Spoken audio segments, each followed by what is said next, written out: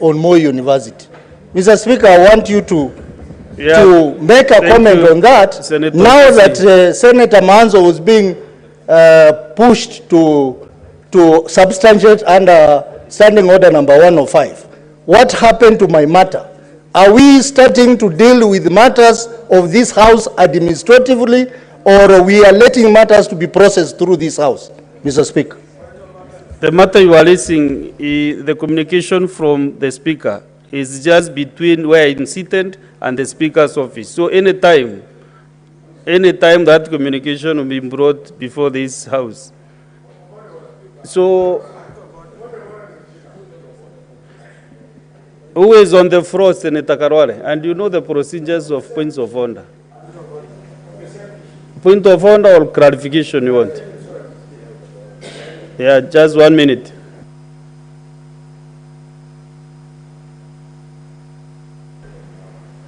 Mr. Speaker, the issue raised by the Senator of Vihiga is very important.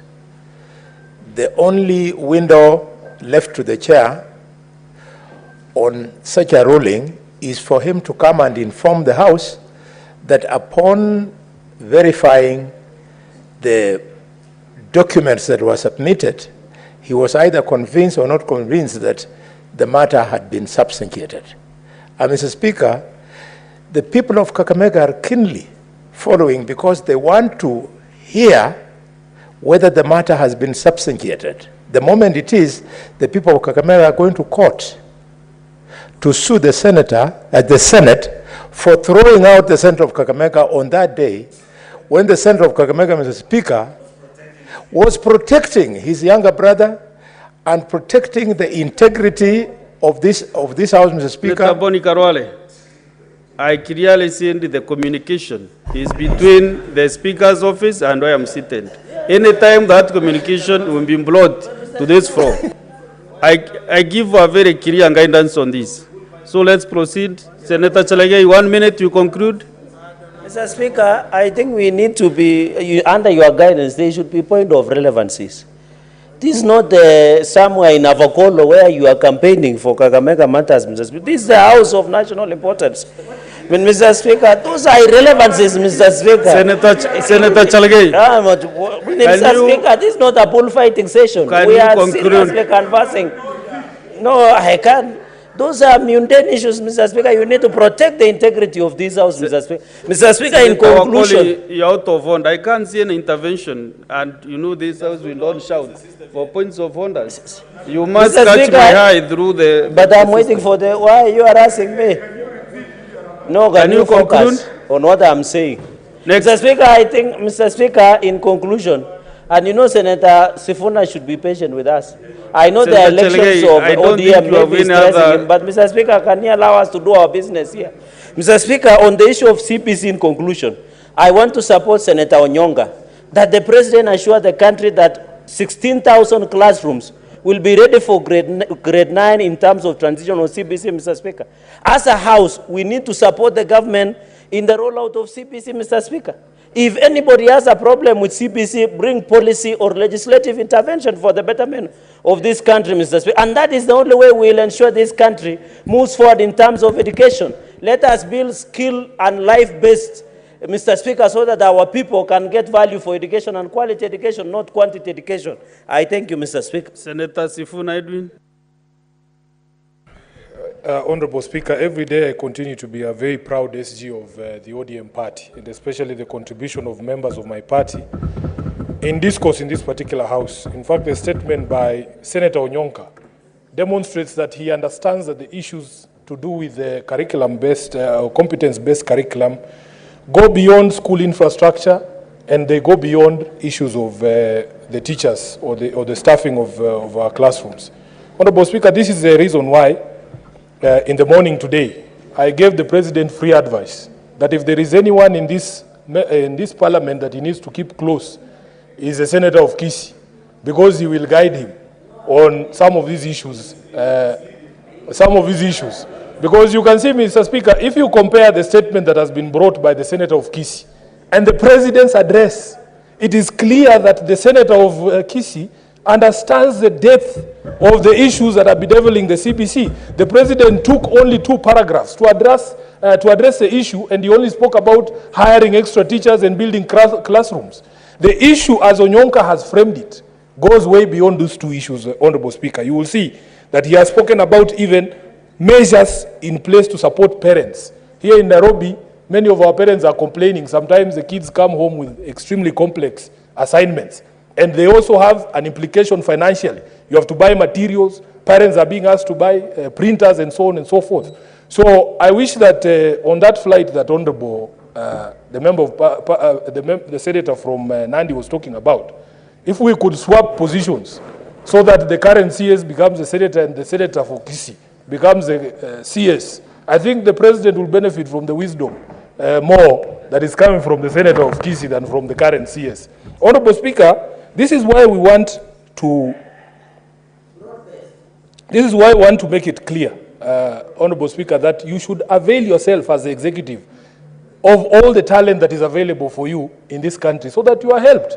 Because you can see some of the pronouncements from Senator for Nandi. They are not even helpful to the head of state. And I said in the morning, I feel very bad because the head of state is supposed to be benefiting from some of the wisdom that comes from this floor. But unfortunately, you are just here to praise him and to clap when you can see clearly that he did not even go into in-depth analysis of the problems of the CPC. As I said yesterday, he himself framed the question. Are our policies in the education sector working? He never answered the question. It is not about classrooms. It is not about teachers. It is these issues raised here.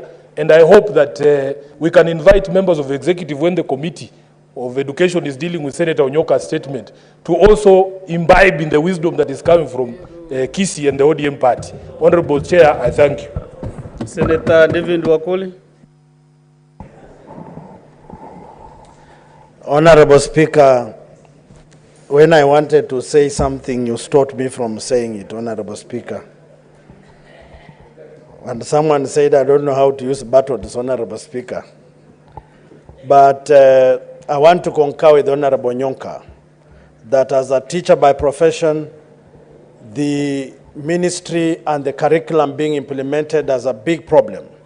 There are big gaps based on policy implementation, the curriculum itself, the training of teachers, the funding of the program.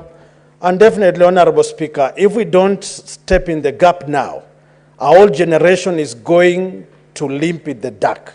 And it is important to take what Honorable Onyonka is talking about seriously, because we will be judged by the product we produce at the end of the system. And as a teacher, it really pains me to be churning out students who are half-baked. They are not critical thinkers. They think in terms of regions. They have no sense of reality in them. And I want to correct my French reggae by saying, I am an 844 product, Honorable Senator. And when you look at me, I am competent enough to milk my animals at home, to take care of my animals, to take care of my chicken, to make my own table and chairs, to spin my own pullover. And that tells you that all of us here are a product of 844. We are not here by fault or default. We are here by design. The system was efficient. That is why we are spewing wisdom and facts to this country.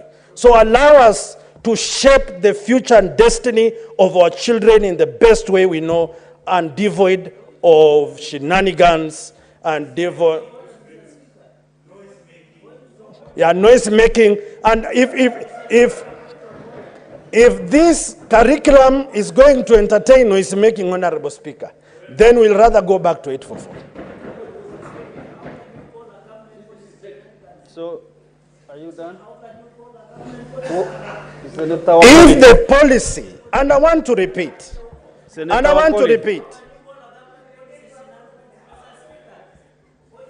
Honorable Speaker, these are signs of students who are present by sight and absent by ears. Honorable Speaker, as a teacher, he needs to call both parents so that we can guide these students. Thank you, Honorable Speaker. Next, Honorable Clerk.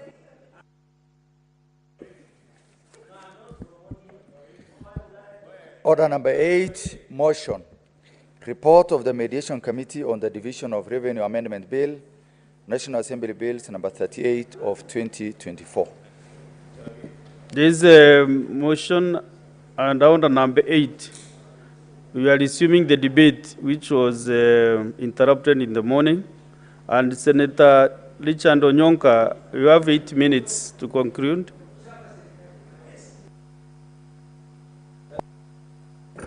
Thank you, Mr. Speaker. I want to thank you for giving me this opportunity again to continue with the debate we are having this morning. We were basically discussing the mediated version of the revenue bill. Mr. Speaker, I had actually nearly finished my conversation, but there were about 3 points I wanted to raise. And I wanted to plead with my colleagues in this House. Mr. Speaker, this country is not poor. For all intents and purposes, if you look at the budget we have, it is actually a budget that can run itself. The amount of money that county governments are getting, if you look at the total amount for the last 10 years, from the auditor, the controller budgets reports and the Auditor General, the amount has been about 1.6 trillion shillings that has gone to the villages, Mr. Speaker, presumably. But during this time, this is when again the disease that we suffer from as a people, where we consider that personal success is really the driver behind the change that we need in Africa, or when we continue to think that we need to solve the problems we have and we think outsiders are going to solve those problems for us. Mr. Speaker, the amount of money that governors have received in the last 10 years since the promulgation of the Constitution has been money that by now would actually have made Kenya a very successful, developed African country. The problem is the disease of stealing public money and the idea of getting friends to control the resources of this republic, and particularly the governors who have made it a habit of thinking that all Kenyans are stupid, and that is why they coordinate and organize their friends to do contracts, make sure that we have no medicines in the hospitals. Mr. Speaker, they come and fire all the technocrats that were employed by the previous regime, whether this technocrat was a good officer or not. And then they bring their friends and relatives who then control the money that they're going to steal. I think, Mr. Speaker, you know cases of how many of our friends who actually came from very poor backgrounds. Mr. Speaker, there are candidates who have run for governor who are basically people who came from very humble backgrounds. And you would think that individuals who've been exposed to this kind of life of denial, a life of rejection, would pick this country up and put it together and make sure that we spend the resources we are supposed to try and change the trajectory of where this country is going to. Mr. Speaker, what do? Of course, then we take everything. You find our hospitals don't have medicines. The roads are done poorly, because then we find, even as I speak, Mr. Speaker, like in my county, Kisii, it is the Chinese companies that are doing roads when the locals have nothing. And then when governors are being told to pay the pending bills, what do, Mr. Speaker? They void more than 1,900 payments under the IFMI system. How can you void government payments 1,600 times? It means you are stealing. And then, Mr. Speaker, the EACC, which is the institution that is supposed to manage our bad manners and the stealing we are doing, they are all compromised and they keep complaining that I'm hitting at them. I hope the new director who comes is going to pick up his bootstraps and do something, because, Mr. Speaker, our country is hemorrhaging. Governors need to know we are their friends. We are willing to add them more money. Members of Parliament must understand we don't want to take their kitties, but we are behaving badly. We are misspending state money. We are misspending the resources which need to help our most vulnerable people, and we are behaving as if nothing is happening. Mr. Speaker, we have the capacity, but we refuse to accept our capabilities. I want to say that I hope that we will bring legislation with some of you members who have really been wonderful, so that we can close the loopholes where this money is being stolen from and where it's stolen through. And Mr. Speaker, I listened to the presidential speech the other day. How I wish he would have said we have at least 20 names of individuals that have already been arrested or we are arresting because they have stolen tons of money from our poor people. But we never listen to that because it's not important. We only react when the Gen Zs get to the streets. And we are saying, Mr. Speaker, like me, I am not anti-government. All these guys in government are my friends. We just want them to govern well. We want the governors to govern well. We want the people running football in Kenya to govern it well. We want people who are running Nairobi County to govern it well. That is all we want, Mr. Speaker. And I say thank you for giving me time to speak about this matter.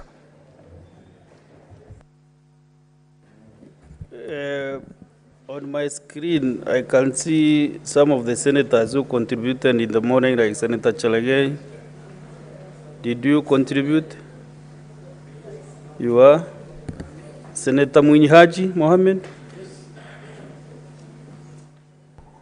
Asante Mheshimiwa Spika mimi kunipa fursa hii pia kuongeza kauli yangu kuunga mkono ripoti ya uwiano kuhusiana na sheria ya ugawaji wa pesa. Mheshimiwa Spika, hii ni mara ya pili tumeweza kuleta ripoti ya uwiano kuhusiana na masuala ya sheria ya ugawaji wa pesa kati ya serikali kuu na serikali za kaunti. Hapo awali Mheshimiwa Spika, tulileta uwiano ambapo tulikubaliana kwamba pesa ambazo zinastahili kwenda kwa kaunti ni shilingi bilioni 400.1. Mheshimiwa Spika, ripoti pia imesema kuwa tumeweza kukubaliana kwamba shilingi bilioni 387 ziende katika kaunti zetu. Na hii ilitokamana kwa sababu mswada wa fedha wa mwaka 2000. Mheshimiwa Spika, kuna masuala ya Lamu hapa na sijui kama yahusiana na Senate ama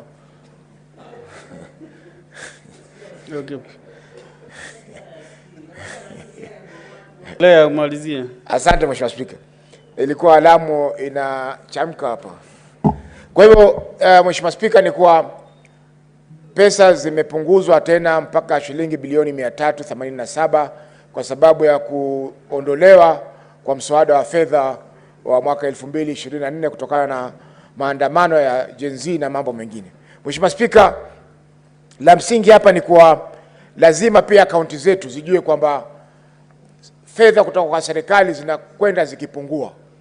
Japokuwa fedha zinaongezeka kwa kiwango, kwa mfano tumeongeza mwaka huu bilioni 2, lakini tukiangalia katika masuala ya asilimia, zile pesa ambazo zilitoka katika serikali kuu kuja kwa kaunti mwaka 2013 mpaka sasa zinateremka chini.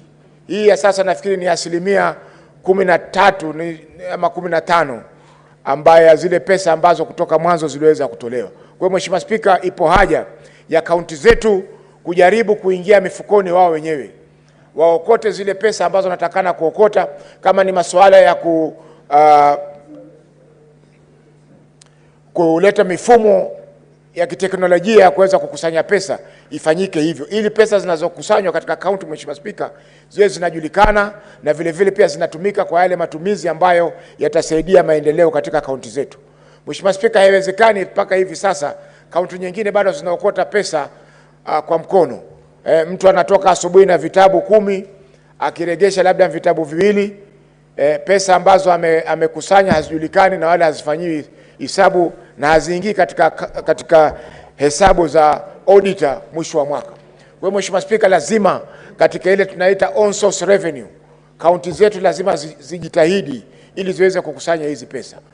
Tukiangalia kama kaunti ya Nairobi Mheshimiwa Spika, yatarajiwa kukusanya zaidi ya bilioni 60, lakini mpaka sasa wako katika bilioni 12, 13. Mombasa wana uwezo wa kukusanya bilioni 10, lakini mpaka sasa tuko katika bilioni 5, nusu ya uwezo wake Mheshimiwa Spika. Kwa hivyo ipo haja Mheshimiwa Spika, kaunti zetu sio kila mwaka wapige kelele pesa zinazokuja kutoka serikali kuu ni kidogo. Wao wenyewe wanafanya nini katika kukusanya hizi fedha? Hizi pesa zikishafika kwao wanafanya nini kuleta maendeleo Mheshimiwa Spika? Tukiangalia hospitali hazina madaktari wa kutosha, wafanyaji kazi wa kutosha katika masoko pia hakuna. Kwa hivyo Mheshimiwa Spika, ni lazima kaunti zetu pia zijitahidi, isiwe kwamba lawama kila siku zinakwenda kwa serikali. Ndiyo, lazima tulaumu serikali kuu kwa sababu wao ndio wenye mfuko mkubwa, lakini kaunti zetu pia lazima zijitahidi. Kwa hiyo mengi, Mheshimiwa Spika, naunga mkono ripoti hii. Thank you, Senator Faki. Honorable Senators, I would like to acknowledge the presence in the Speaker's gallery this afternoon, a visiting delegation from the Unite Parliamentary Networks for Global Health and UNITAD. The delegation is taking a courtesy call to the Senate to discuss how Unite can continue to collaborate with and support Kenyan legislators as global champions. Honorable Senators, I request that each member of the delegation rises when called so that they may be acknowledged in the Senate rendition. 1, Ambassador Gunnar Andreas Holm, Norwegian Ambassador to Kenya. Mr. Abdukalim Ibrahim, Africa Regional Coordinator, United Parliamentarians Network for Global Health. Mr. Cynthia Oliveira Dantas, Partnerships and Resource Mobilization Officer, UNITAD. Mr. Matthew Black, Country Engagement Manager, UNITAD. Mr. Chikosa Nguila, Program Officer, UNITAD. Mr. Rui Dagama, Interim Board Member. Honorable Ndenita Gati, former member, National Assembly of Kenya. Oh, yeah.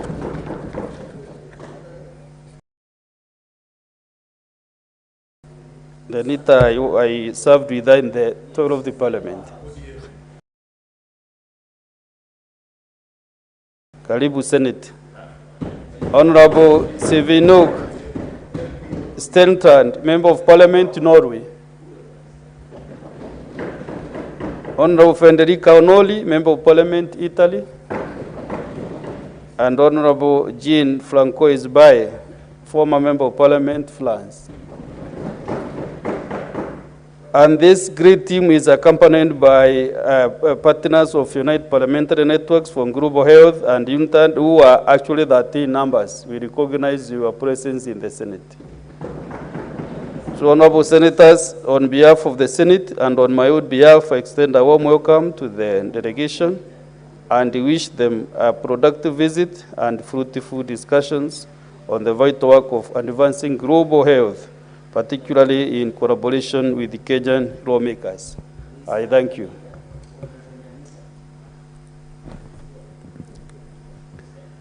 I want to invite Senator Sifuna Edwin in a minute or so to welcome the visitors. And then Honorable Speaker, thank you. Senator Minda Kibuano is a member of the team. Thank you. Members of this House should always allow us to provide important context. So when I point out that the Honorable Denita Gati was nominated by ODM, it is not something that should be frowned upon. This is information that should help you, and we are very proud of her work. It's not about division. It's as SG of ODM, surely, Speaker, I'm allowed to take pride in my membership and the work that they're doing. So, Honorable Speaker, no, on behalf of the minority side that sit on your right as a delegation, I want to take this opportunity to welcome all of you into this House. As you can probably tell, there are a few hecklers around and we have to contend with them. But we will do our best to be able to express ourselves when we are standing here. It is a very difficult environment. I am being alerted, Honorable Speaker, to the presence of the Honorable Mark Nyamita, the Member of Parliament for Uriri, elected on ODM party. So, Honorable Chair, when I bring up these facts, it's not to despise anybody. Everybody should be proud of their political parties. If you're having wrangles in your home, don't begrudge us who are happy in our house, Honorable Speaker. So I take this opportunity to welcome you. Welcome the guests, and that will be enough. I take this opportunity to welcome the entire delegation to this House, and I am sure that the members that I have mentioned, specifically the two members, Honorable Denita and Honorable Mark Nyamita, will be able to treat the members of the entire delegation in the fashion in which we have directed as a party when we are hosting guests. I thank you, Honorable Speaker. Senator Aminda Kibwana. Thank you, Mr. Speaker. I think I'm going to echo my SG. I want to appreciate, Mr. Speaker, for you to formally at least invite Unite team. I am a proud member of Unite Health team, and I sit on the steering committee. Mr. Speaker, just give me a second for me to highlight on what Unite focuses on. The key focus areas include universal healthcare, the intersection of public health and human rights, gender equity in health, and sustainable responses of emerging health crises.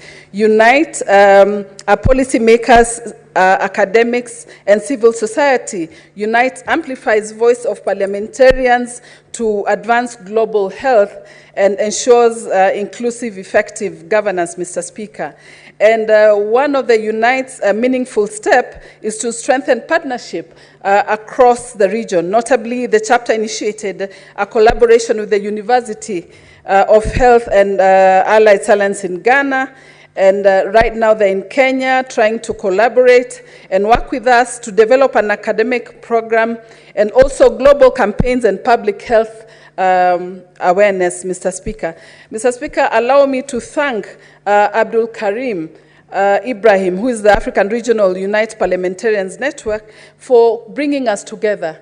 I was actually appointed. I was only done an interview, and within one day, I was already sitting in the steering committee of the Unite.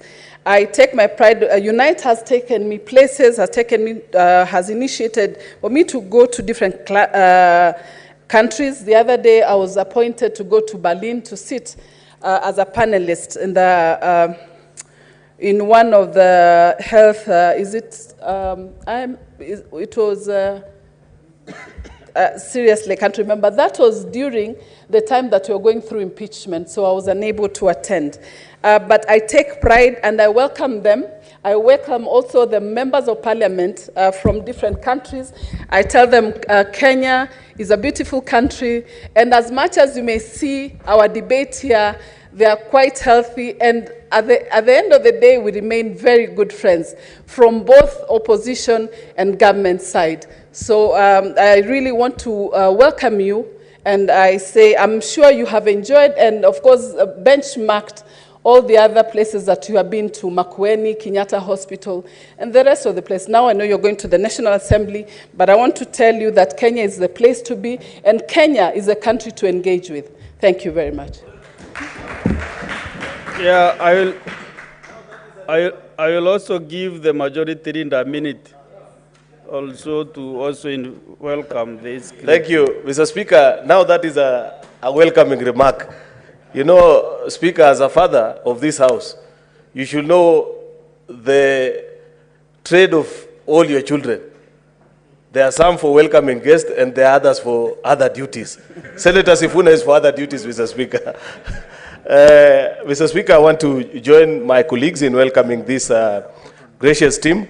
I have listened to the resume of the work that they do, and I am particularly impressed in their pursuit of global health, Mr. Speaker. Particularly at this time in Kenya, Mr. Speaker, where we are having a conversation about UHC, Universal Health Cover, and it will be important to listen to them on their conversations of what Kenya can actually do better. This is in the second month of the rollout of UHC. After this House, Mr. Speaker, passed 4 signature bills that have anchored perhaps the most consequential national program to ever been rolled out since Kenya became a republic. This is his second month, Mr. Speaker. And of course, like any new venture, we are experiencing, Mr. Speaker, challenges left, right, and center, but there are good stories to write home about. I want to believe, Mr. Speaker, that from their visit to our various hospitals, particularly Kenyatta National Hospitals, there are many things that they have pointed out and would wish that either as a government or as a people of Kenya, we could do better. But more importantly, Mr. Speaker, it will be good to hear from them because they sit at the global level. What are their perspectives in comparison to other jurisdictions globally, especially countries that have tried to roll out UHC, Mr. Speaker? What is it that has, what are the lessons that have been learned, and what is a place in which Kenya can ensure that this program actually succeeds, because it will be life-changing to the ordinary citizens, Mr. Speaker. Therefore, I hope that, because I've heard from Senator Hamida that after this they are going to the National Assembly, should an opportunity be granted, will be good to listen to them, particularly our own members who serve in the Health Committee. I know the chairperson of Health Committee is with us, so that as they provide oversight, they could benefit from that perspective of these friends of ours. I do welcome them, and I thank you, Mr. Speaker. Thank you, Majority Leader. And the team is also, we have two members from our sister house, Honorable Kinyamita. I want to recognize your presence, and Honorable Daniel Molokere, member of National Assembly. I don't know whether he is also around. After Majority Leader, at 4 p.m., I'll be receiving this delegation on behalf of the Speaker of the Senate. And I really want to welcome the Senate Committee, Standing Committee on Health, so that they can accompany me in that discussion, so that we can see what the best we can tap from the orange. So the chair is not here, but I saw the vice chair. So Senator Homal, kindly join in room 4, committee room 4 upstairs, for that meeting at 4 p.m. Now we go to Senator Abbas Sheikh Mohammed. We are back to the motion. You want to contribute? Please, go ahead.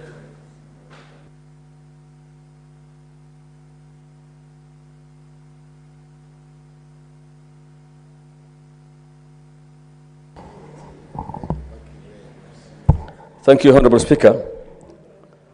I also want to join my colleagues to support the DORA bill, the division of revenue.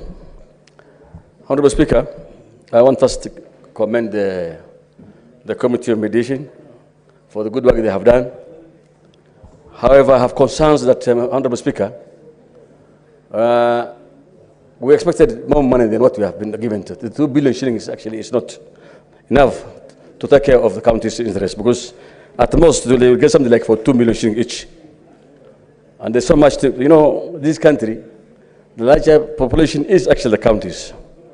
Most of the Kenyans are receiving services from the counties. What we have at the national level is actually policy issues. But of course, the actual work, all the social economic issues are supposed to take place in the counties. And the way the counties actually funds is being treated is actually so, been very hurting.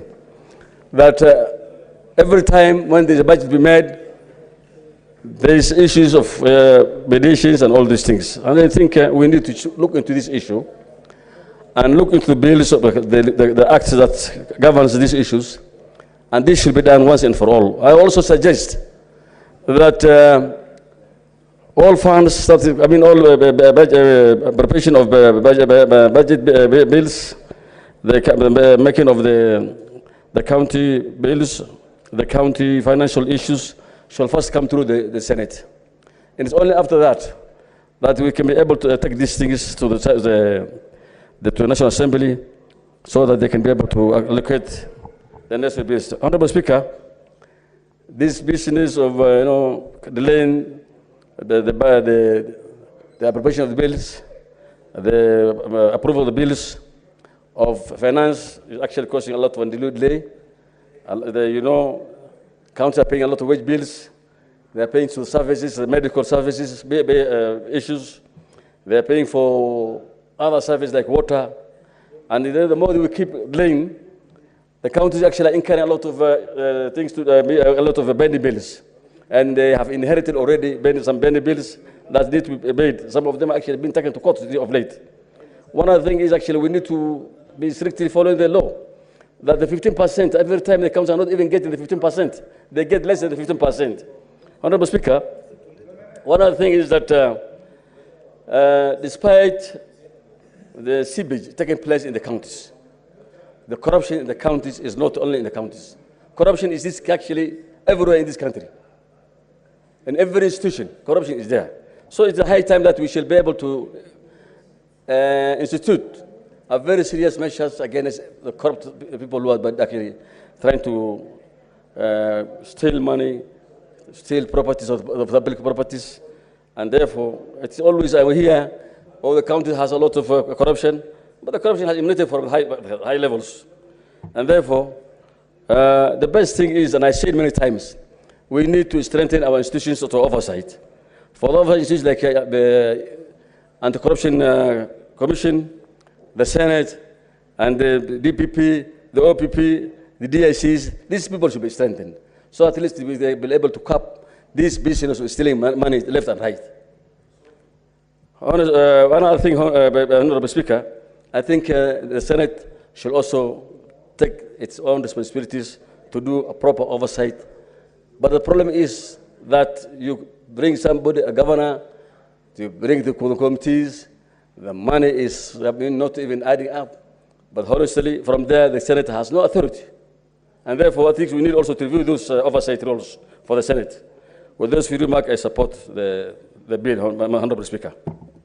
Senator Julius Mulgo.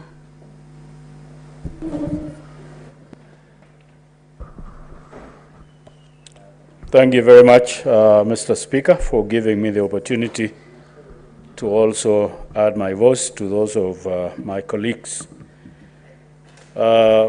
This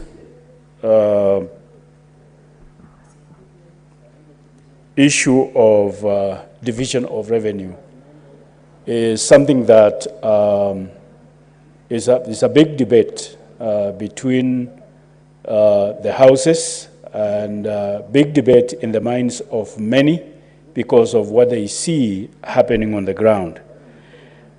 Stealing is rather very rampant and very open these days in the counties, making devolution be on a questionable state in the minds of many, because the expectation that the citizens have or had on devolution, knowing that money is coming to the counties from the national treasury, and also collection of revenue in addition to the national funding would really be something that would change a lot of situations on the ground. But stealing or corruption that is practiced by governors and those operatives in the counties are just making it, putting devolution in such a state that is being questioned a lot. And now a lot of empowering of personal friends, empowering of relatives into the cake of the county is very open and rampant, such that even the citizens and the county people are just losing hope, and they're just looking at it as being the business of the governor and his people. And then there is also a lot of biasness in employment and placements that is being practiced by government, such that the citizens in counties are losing hope because it is like this is a private company by government, and therefore the citizens are kind of losing hope, and the expectations that they had are really being discouraged, and they are losing a lot of faith in the governor and team that is in the county. And then also, when it comes to companies that are working on roads and in buildings and many other activities that are going on in the counties, you find that the governors are paying companies that are associated to them, either companies of relatives or their own companies that they register in names that are not obviously showing that they are the owners or the ones running them. And those companies become the ones that are priority when it comes to payments. They first pay themselves. And they are not few companies. They are not one or two or three. They are 20s and 50s and 100s and even up to 300 for some of the places. And so this just drains whatever money that there is for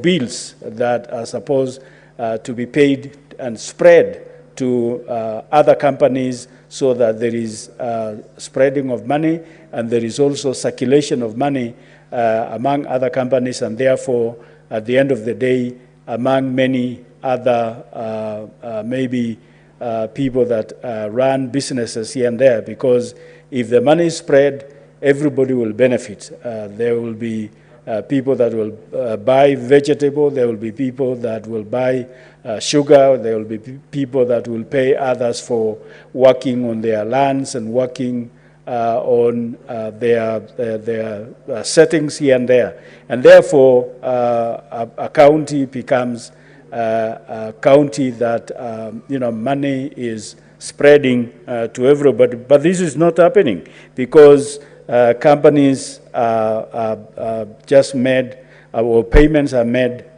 to those companies that are associated with the governors.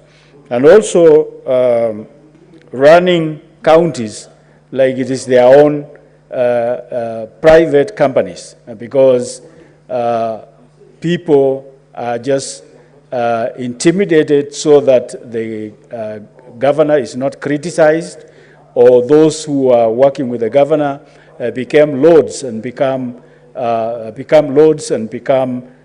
people that are pushing authority over the people, and the people are cowed because this is a person that is working with the governor, and this is the governor, and therefore they just make the governing of the county become like a private company that belongs to an individual or certain individual, and therefore become untouchable.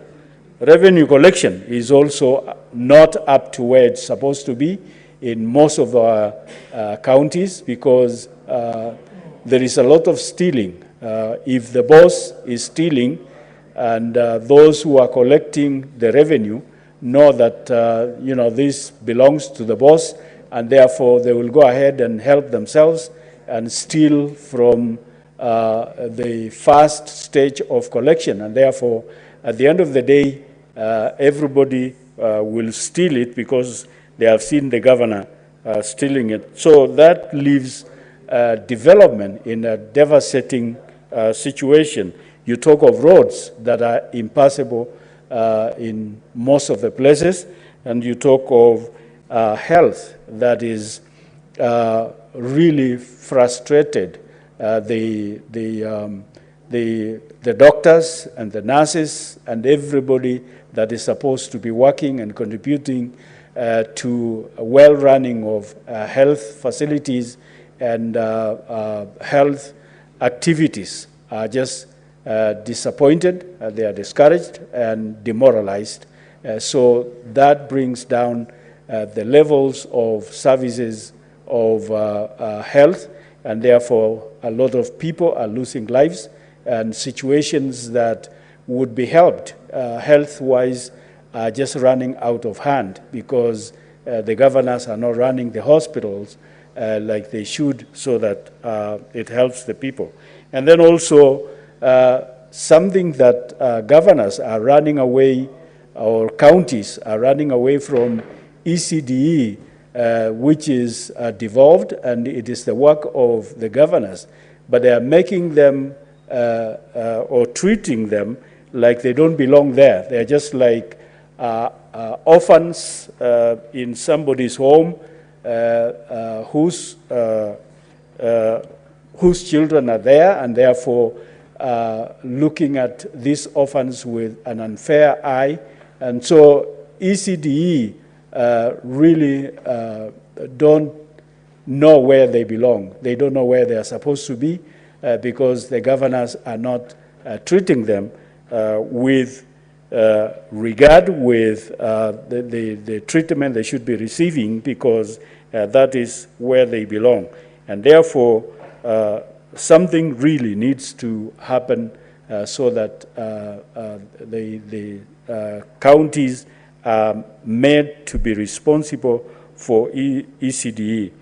And then governors allege that they are not paid, there is no funding. That may be true in some of the months, but not all the months, because the CS Finance reported recently that funding has come up to October, and therefore what is owed to the counties is this month of November. And therefore there should be change, there should be movements because funding is already there or has been happening, and therefore activities that are supposed to be on and active should be on, but the government are in denial. But as they do that, they are busy building and buying for their own selves. And those of their people, relatives, and so on are busy buying and building houses and homes. So you find that the towns that are near where the governors are, a lot of activities for the governor are going on. Like the governor of Machakos is busy in Nairobi or in Mombasa. The one of Mombasa is busy somewhere, building somewhere and buying land, and yet they are telling the citizens and everybody else that there is no money, there is no funding coming to them. So our position as senators of oversight should really be strengthened, and that is needing funding so that we are actively doing our work of oversight. And then something should be done about even these people of EACC, because some of the agents sent to counties are busy collecting money, because these governors and their people are bribing EACC people, and therefore they're just busy because these days they carry money, cash in their vehicles to give to these guys. So as they chase them around, they're just busy collecting money. And therefore, auditing reports should be strengthened very much, and people should go to jails so that it becomes a lesson to the others. I support. Senator David Wakoli. Asante Mheshimiwa Spika kwa nafasi hii kuchangia kuhusiana na mkataba ama makubaliano kati ya jumba la Senate na jumba la kitaifa la wabunge, hususan mgao wa fedha ambao unaenda kuafiki maendeleo katika nchi ya Kenya. Mheshimiwa Spika, siku zilizopita maseneta wamekuwa wakijihusisha na mchakato wa kutia kwenye mizani utekelezaji wa kazi ama maendeleo katika kaunti mbalimbali katika kamati mbalimbali.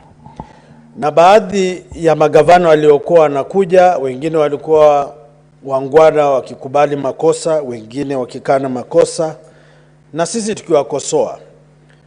Fauka ya hayo, kuna wale ambao walikuwa wana viburi, wana vichwa butu, ambao walikuwa wanadhani na wanasema kwamba hakuna chochote ambacho jumba la Senate linawasaidia. Lakini nashukuru maseneta ambao walisimama kidete na kusema kwamba fedha zinazoenda katika kaunti zetu zisipungue chini ya bilioni 400. Na shinikizo ama ukosefu wa pesa katika kaunti uliwalazimu magavana kukubali kwamba jumba la Senate lipo na litakuwepo na litaendelea kuwepo kutetea fedha zinazoenda katika kaunti na vile vile kuchunga maslahi ya kaunti zetu. Mheshimiwa Spika, linalosababisha ninyanyuke na kutoa hoja zangu ni kwamba kaunti ya Bungoma ni mojawapo ya kaunti ambazo zimekuwa na fedha chache, na gavana amekuwa anasema kwamba hana fedha za kutekeleza miradi ya maendeleo. Ni sawa, lakini fedha sasa tumemaliza shida iliyokuwepo ya kukubaliana. Mimi nataraji kwamba katika mashinani kule Bungoma, maeneo ya mazoezi ya wanariadha kule Mlima Elgon itakamilika. Mheshimiwa Spika, imechukua zaidi ya miaka 10 eneo hilo kujengwa, na fedha ambazo Bungoma imepata kufikia sasa ni zaidi ya bilioni 36. Mheshimiwa Spika, kile jumba la Senate linapaswa kujiuliza, miradi ambayo magavana wanajihusisha nayo ni miradi ambayo wanaweza kumaliza katika awamu yao ya uongozi, ama ni miradi ambayo kwayo watapata kipato cha kiuna mgongo na waachie magavana wanaokuja shida na madeni jinsi tunaona katika Kenya hii. Mheshimiwa Spika, ukiangalia katika sekta ya afya, Mheshimiwa Spika, kule Bungoma hospitali hazina madawa, kule Bungoma kuna hospitali miundombinu na mijengo haijakamilika, na ni mijengo ambayo imesambazwa ama imepokewa kutoka kwa magavana waliokuwepo. Kile tunadai sasa, Mheshimiwa Spika, ni kuona magavana wakijenga na kukamilisha miradi ya maendeleo ambayo ipo sasa. Hatutaki kuona magofu ya miradi katika kaunti zetu. Mheshimiwa Spika, sekta ya ukulima, Mheshimiwa Spika, vile vile imeathirika pakubwa na utepetevu wa baadhi ya mawaziri na magavana katika Kenya hii. Kile tunasema pesa tumekubaliana, tunawapa, lakini uwajibikaji ni lazima udhihirike na uonekane kadamnasi ya umma. Mheshimiwa Spika, Mheshimiwa Spika, nimekubali kwamba yale walikubaliana bunge la Senate na la kitaifa. Sekta ya barabara, Mheshimiwa Spika, nimeleta hoja katika kamati ya barabara na miundo msingi, Mheshimiwa Spika, sasa miezi 6-7. Mheshimiwa Spika, juzi watu Bungoma wamedai kuna barabara ya foleni 2-3 ambayo imejengwa na baadhi ya maseneta wanajua. Fedha zimetoka katika awamu iliyopita. Badala ya kumaliza barabara, Mheshimiwa Spika, wamechukua rangi wameanza kupaka barabara. Mimi naomba kamati ambazo zipo hapa zisiwe kamati za kuimbia magavana nyimbo kama watoto wa chekechea. Lazima magavana wajibike na kazi ionekane imetendeka na malipo yanayotolewa yaonekane yametolewa kwa haki. Mheshimiwa Spika, na mimi nataraji kwamba tunaposonga mbele, Mheshimiwa Spika, tutaweza kupewa nguvu na uwezo unaostahili, kwa sababu hata sisi maseneta tumekuwa kama makachero katika benki kuu ya nchi ya Kenya, ambao kile tunacho ni Biblia na rozari. Mheshimiwa Spika, tukiwaona wezi, Mheshimiwa Spika, tunasema kama Mungu alipanga iwe na iwe. Mheshimiwa, hafla kama hiyo ama maombi kama haya hayapaswi kuwa ya maseneta. Mheshimiwa Spika, sisi inatakana tukiona mwizi, tukiona nia yake, tunapambana naye mapema. Mheshimiwa Spika, sasa mimi naomba kwamba tunapomaliza mchakato huu, fedha ziende sambamba katika kaunti zetu, na sisi tuandame hizo fedha, tuhakikishe zinafanya kazi, tuhakikishe magavana wanafanya kazi, tuhakikishe wanakandarasi mashinani wanapewa nafasi, tuhakikishe watoto wetu wanapewa kazi pasipo kubaguliwa jinsi inaonekana. Mheshimiwa Spika, nataka tunapoenda msimu wa Krismasi tuone mabadiliko, tuone Kenya ina msisimko mpya na ari mpya, kwamba hatutakuwa na utamaushi bali tutakuwa na maono, tutakuwa na nishati na vision nzuri ambayo itatusukuma kwa mwaka unaokuja na mwaka ambao utakuwa na mapenzi, tutakuwa na umoja na mustakabali wa nchi ya Kenya. Asante Mheshimiwa Spika, naunga mkono matokeo ama makubaliano ya kamati zote za bunge la Senate na bunge la kitaifa. Asante sana. Senator Dulo Aldan Fatuma.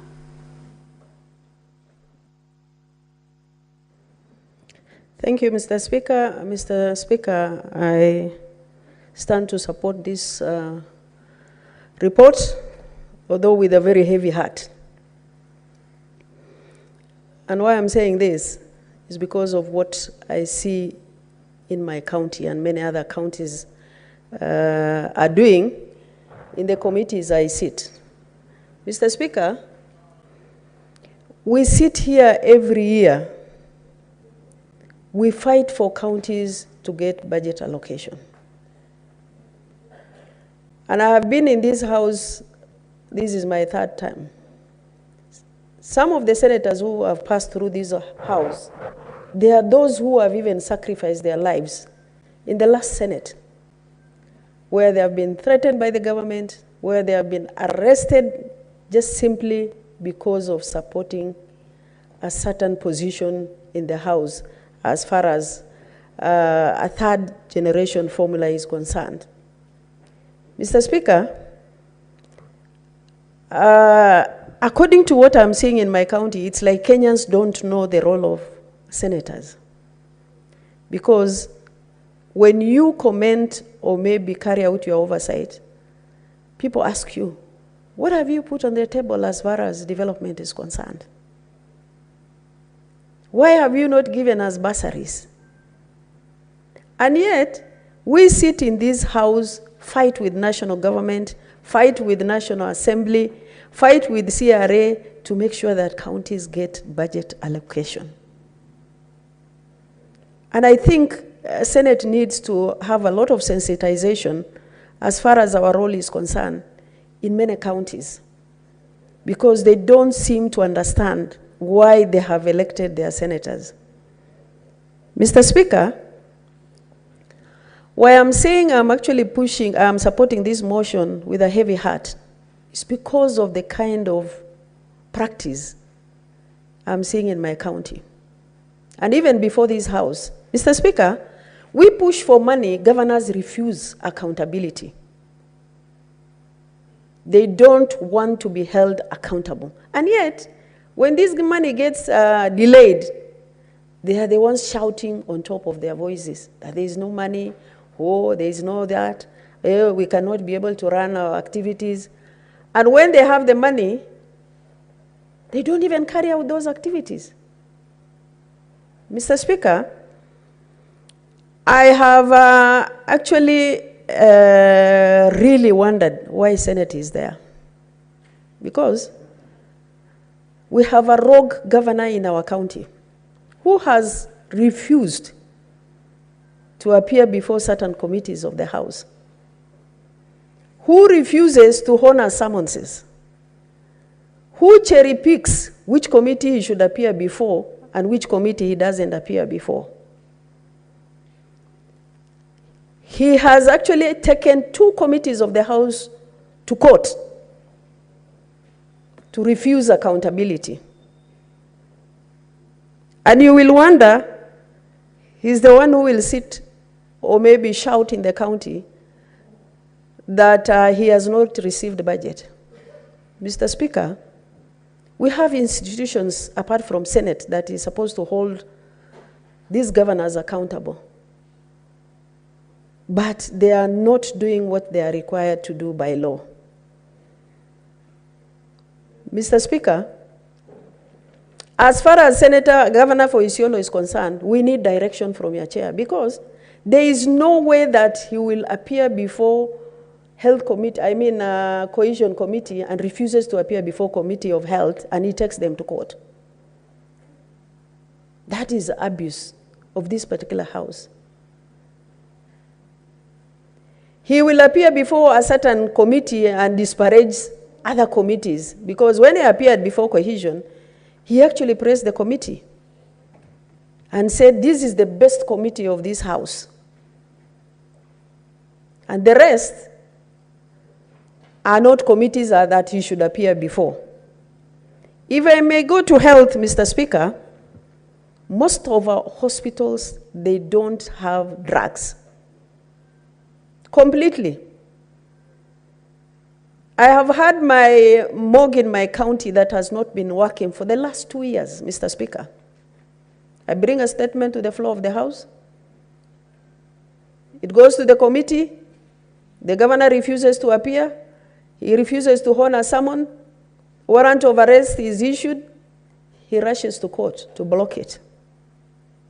Where are Kenyans going to go when such things happen? We must have a solution to it. We cannot just sit here and pass budget when people refuse accountability. We cannot sit here, and I think some of our colleagues, we must hold them accountable, because there are some of them who are entertaining these governors who are wrong. And when they are abusing senators, they are abusing the whole Senate, not individuals, Mr. Speaker. Look at the area of roads. There are no roads. The other day in my county, people are unable to bury the dead one because the roads are not there. They're not passable. Counties don't have qualified individuals who can actually supervise and monitor those roads. Money is dished out to individuals who are politically correct.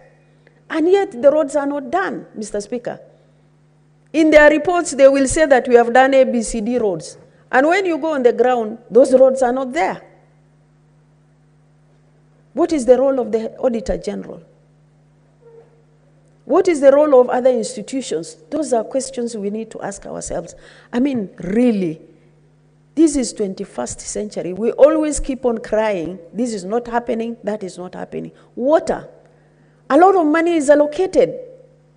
But we'll find that in some areas where I come from, our mothers are still carrying jerrycans on their back 400 kilometers with their donkeys. They can stay even for 2 days without water. And yet there is budget allocated, Mr. Speaker. There are some who do even double allocation on budget, where donors have actually sunk boreholes or provided water. And nobody is holding them accountable, Mr. Speaker. Revenue. You will see, Mr. Speaker, most of the counties, they are still on manual. Intentionally, governors have refused to have automated their revenue.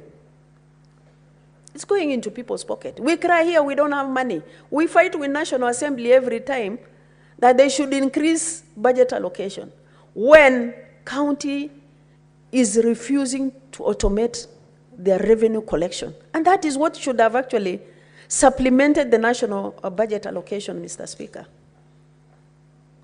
Mr. Speaker, there are counties where you can imagine wage bill.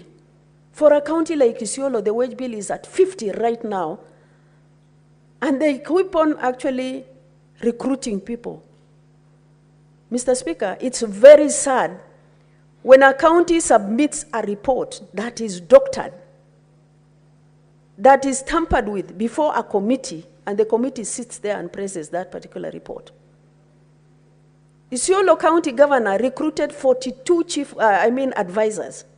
When I appeared before the Committee of Cohesion, Mr. Speaker, you can imagine he redesignated them, he backdated the dates of their appointment, he backdated the date of their birth, and I have that copy of that report which I can table before this House, Mr. Speaker. And we have institutions that can countercheck that.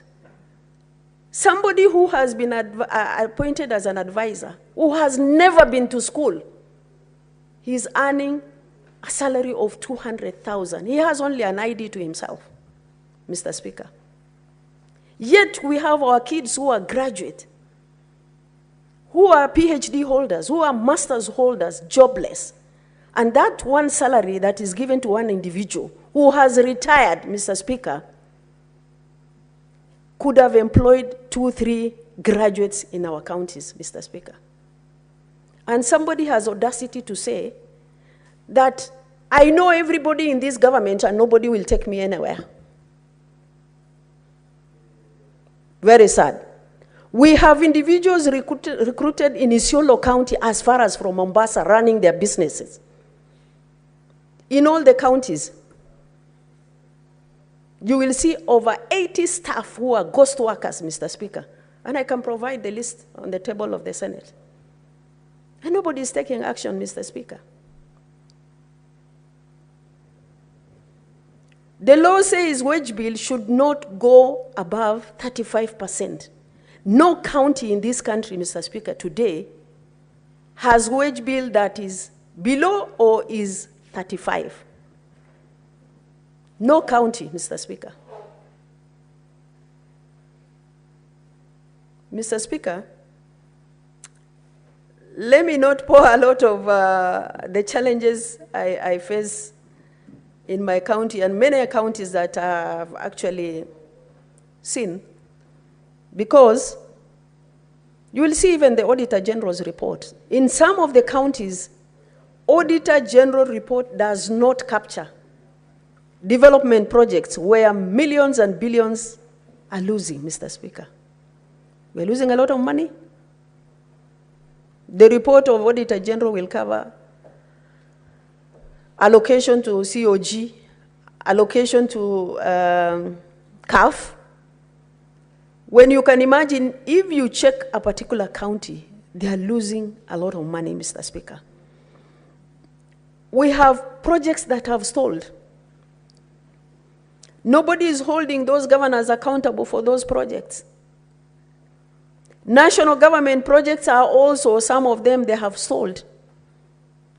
Sometimes nobody even knows what is happening with those projects. We must put our acts together, Mr. Speaker. ECD is a responsibility of county government, Mr. Speaker. This afternoon, there was a teacher from Isiolo who called me, and she told me, in their pay slip, they are being called clerical officers when they are teachers. Mr. Speaker, the title they are given by the county is they are clerical officers. Their salary is actually, the NHIF is deducted, loan is deducted, the subscription to certain institutions are deducted, but it's not remitted. And today they cannot walk to any financial institutions to get any loan. Some of them, their facilities, or rather their properties, are auctioned, Mr. Speaker. We keep on recruiting ECD teachers just to satisfy our political ambitions. And the teachers don't even have classes. I know there are so many schools in my county where kids are still learning under trees. This century, trees, where a classroom can be built even with 1.5 million. When a county like Isiolo is actually receiving 5.6 billion almost per year. It's very sad. The school feeding program that is allocated to them is supplemented for something else. And these are kids who cannot afford even one meal in their homes. And that is the purpose of school feeding program, where they encourage those kids to come to schools. Mr. Speaker, counties are supposed to establish legislations that govern certain funds, PWD funds, youth funds, and women funds. Most of those counties, they have not actually operationalized those funds. And yet, they keep on utilizing money for those purposes. And nobody is holding them accountable. Like for Northern Kenya, a lot of money is spent under emergency and special program, Mr. Speaker. Millions and millions of money in the name of drought, in the name of emergency, and that money is not helping anybody. If there is a drought, maybe they provide 1 or 2 lorries of maize meal. That will cost 200, 300 million. Nobody looks into it, Mr. Speaker. Mr. Speaker, We need to bring on board those institutions that are supposed to hold those governors or the counties accountable. It's unacceptable. This is almost 13 years in devolution. We have nothing to show for. And some of the counties, I think we are better off when we were in the national government or under the national government, Mr. Speaker. I will support because of the interest of my people. But if it were for these governors who are actually playing rogue, corrupt, I would not have supported. I thank you. Honorable Senators, I would like to acknowledge the presence in the Speaker's gallery this afternoon, 8 officers from the county assemblies of Wajir and Garissa. The officers are undertaking a capacity building program on coaching and mentoring in leadership at the Center of Parliamentary Studies, CPST, County House Campus. Honorable Senators, on behalf of the Senate and on my own behalf, I extend a warm welcome and wish them a fruitful visit. Thank you.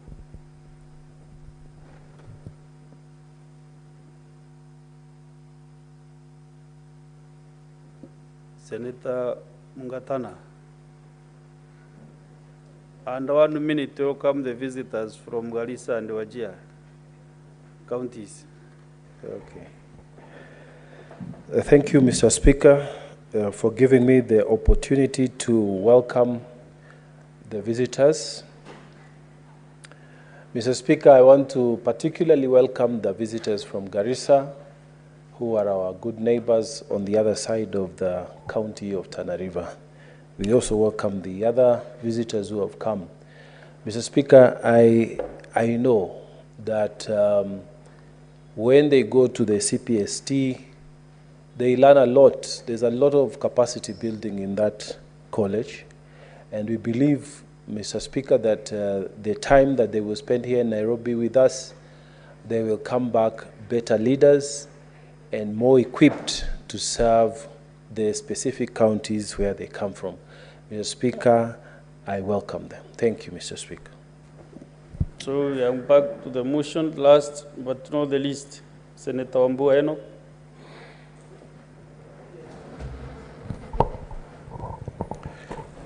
So, Mr. Speaker, I thank you for this opportunity to also add my voice to the report of the Mediation Committee. As a Speaker, I have followed very keenly on contributions that have been made by my colleagues. I've also taken time to peruse the report. Speaker, it is true that we are living in difficult times economically. That we must acknowledge, all of us. And that is, Speaker, it is also true that our counties are seriously suffering. That there are services that are being rendered in counties and for which there is no money to pay. Business people, Mr. Speaker, in the counties are counting their losses. Employees, staff in the counties are also suffering. Some counties, Mr. Speaker, have actually almost ground to a halt.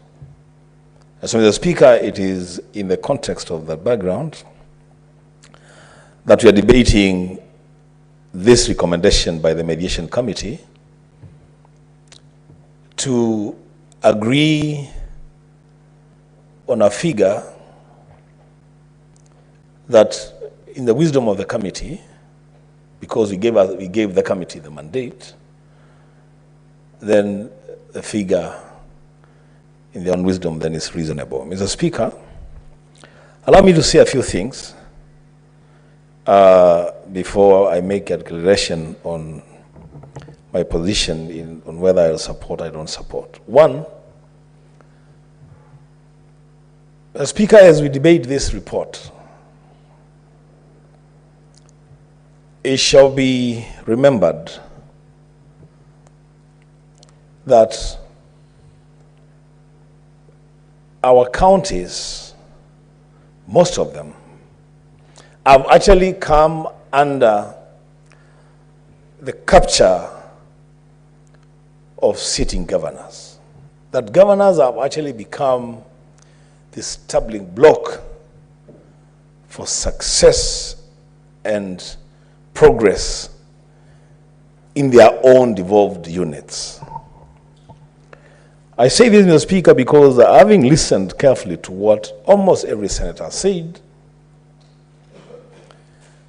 there is a common denominator when it comes to the behavior and accountability of a majority of the governors in this country. So, Speaker, it should be remembered, and this is for members to take note, that in fact it is the business of Parliament to share revenue amongst the two levels of government, the national government and the county governments. And that, Mr. Speaker, that the decision of Parliament on how that money is shared must never be influenced by the plans of the national government, the aspirations of the national government. It must be a very objective decision made by Parliament, because both governments belong to this country. I want to say two things, Mr. Speaker, about the utilization of this money that we want to devolve to our counties, especially in the health sector. We all agree that health is a devolved function. But, Mr. Speaker, I don't know of any county, and I stand to be corrected, Mr. Speaker, I don't know of any county that can stand here and say that their health sector is in good shape. I don't know of any county. At least I can speak for my county. I can speak for counties in my region. So, Speaker, health has become a major, major challenge to counties and county governments. From basic lack of infrastructure, even for health facilities, to drugs, to equipment, to personnel. Mr. Speaker, I will be recommending, as a Senator of Kitui, that there will be need for a national conversation around the mess in the health sector. I say that, Mr. Speaker, because everybody aspires to achieve UHC, universal health coverage. And it's a beautiful thing. Everybody wants us to get there. But, Mr. Speaker, truth be told, if we don't fix the basics, then this talk about UHC is just empty talk. We must have the courage, Mr. Speaker, to ask ourselves, what exactly is the problem with our health sector in all counties in this country, and even at the national level? The Speaker, access to affordable health care, to me, where I sit, is actually a basic human right. A right that must be afforded every Kenyan in every corner of this country. And so, Mr. Speaker, even as we debate the money that we are going to be devolving to our counties, it will be important to also, as a Senate and as individual senators, to scrutinize the percentage of county budgets that goes into healthcare. And do this in liaison with our respective county assemblies. Mr. Speaker, this is important And I was having a conversation with a neighboring county to Kitui, and the governor from that county said something that was very, very profound, Mr. Speaker. That if healthcare collapses in one county, then the ripple effect is felt in all the other frontline counties. Because the Speaker, you know, you and I share a border. If Meru health sector is dysfunctional, then the effects of that dysfunction will be felt in Tharaka Nithi, it will be felt in Kitui, it will be felt in Embu. The Speaker, concerted efforts must be made to ensure the success of the health sector in our counties. And there is no magic to it, Mr. Speaker. The only way of doing this is to make sure that governors and their governments allocate sufficient resources, and those resources are properly used to roll out programs in the health sector. The Speaker, the other matter that I want to talk about is just a general pilferage of resources, county resources. The outright disregard to accounting procedures in most of our counties. The Speaker, I have had a senator here lamenting twice, maybe 3 times, that their governor or their government caused to be voided if mistransactions 1,600 times. The Speaker, you know some things the Speaker say, some things can only happen in Kenya. How can you void if mistransactions 1,600 times and pretend that you're doing a clean job? And then the matter is taken to EACC and other investigating agencies, and somehow a way out is found. Now, Speaker, I come from a county in Kitui where an accountant would just sign off audit reports that they have not prepared and submit them to the office of the Auditor General. And when mistakes and outright evidence of theft is detected, they simply say, we did not prepare those reports. Somebody else prepared, we were asked to sign, because the person who prepared is not authorized to sign. Mr. Speaker, you know, there is a casualness in handling of county resources that must be stopped. Mr. Speaker, our governors must know, if they don't know, they must know that they don't own the counties in which they serve. That they are actually just stewards of public resources. And that it is expected of them to be vigilant and act responsibly, Mr. Speaker, in the management of those resources. The Speaker, I say this knowing pretty well that the framers of our Constitution and the concept of devolution, there was, Mr. Speaker, an intention on the part of the framers of the Constitution that, Mr. Speaker, the issue of resources is supposed to be organized in such a way that county governments must not perpetually just rely on disbursements from the National Exchequer.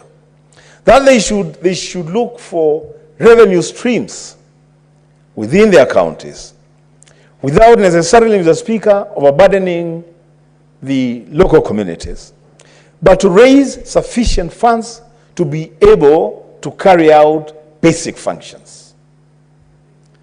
But, Mr. Speaker, the concern that I have, and I'm very sure it is the concern of a lot of other senators here, is that instead of using own source revenue streams, Mr. Speaker, to enrich county revenue, to carry out basic county functions, a lot of these governments, Mr. Speaker, are using own source revenue streams as avenues for self-enrichment. Mr. Speaker, I come from a rain deficit region, an arid and semi-arid area, Mr. Speaker. A region that we don't grow coffee or tea or any other known cash crop. But, Mr. Speaker, I come from a region that is rich in other resources that bring revenue to a county. We have the best river sand from the region where I come from. Mr. Speaker, I would dare say, though I don't have the facts, but I do dare say that perhaps a big percentage of the construction that takes place in the Nairobi City County, the river sand used, comes from Ukambani. And, Mr. Speaker, it doesn't come cheap. It is expensive. But, Mr. Speaker, governors have used river sand harvesting as a way of enriching themselves and their cronies at the expense of the communities around which the sand is harvested, at the expense, Mr. Speaker, of the county revenues of Kitui and the region. Mr. Speaker, I want to say this, that as the Bible says, the time has come and now is, Mr. Speaker, I want to say, as the Senator of Kitui County, I think that time has come. That we will no longer sit back, Mr. Speaker, and watch our resources being plundered for self-enrichment. We will not sit back, Mr. Speaker, and watch as our riverbeds, Mr. Speaker, are being turned into barren bedrocks, Mr. Speaker. We shall not watch, Mr. Speaker, and see as people neighboring rivers where the sand is being harvested are impoverished day in, day out, and some people, a few people, Mr. Speaker, are just lining their pockets. Mr. Speaker, this must stop. The other issue, Mr. Speaker, is the issue of charcoal burning. Mr. Speaker, when I was growing up, we used to have significantly almost sufficient forest cover in the mountains and the hills around Kitui. Today, Mr. Speaker, much of that forest cover has been cut down completely, Mr. Speaker, and people are burning charcoal and selling to urban centers. We are precipitating the process of turning our region into a desert. And the people that do this, they do it, Mr. Speaker, with their interests, purely with their interests at heart, without caring a thing about the present and future generations' ability to benefit from those resources. The Speaker, as we send money to counties, for them to be able to carry out functions under devolution, this House must also expect, Mr. Speaker, that the old sales revenue generated by counties also becomes part of the resources that are used to enrich and better the lives of the people in those counties. Mr. Speaker, as I conclude, governors must also become a little bit more innovative. Mr. Speaker, it is true and it is not right that every so often there are delays in the disbursements of money from the exchequer to counties. But Mr. Speaker, the other truth of the matter is that eventually, this money is disbursed to counties. And this money is disbursed into banks, commercial banks. When these commercial banks receive money for counties, Mr. Speaker, these monies are used by commercial banks, Mr. Speaker, to do some lending.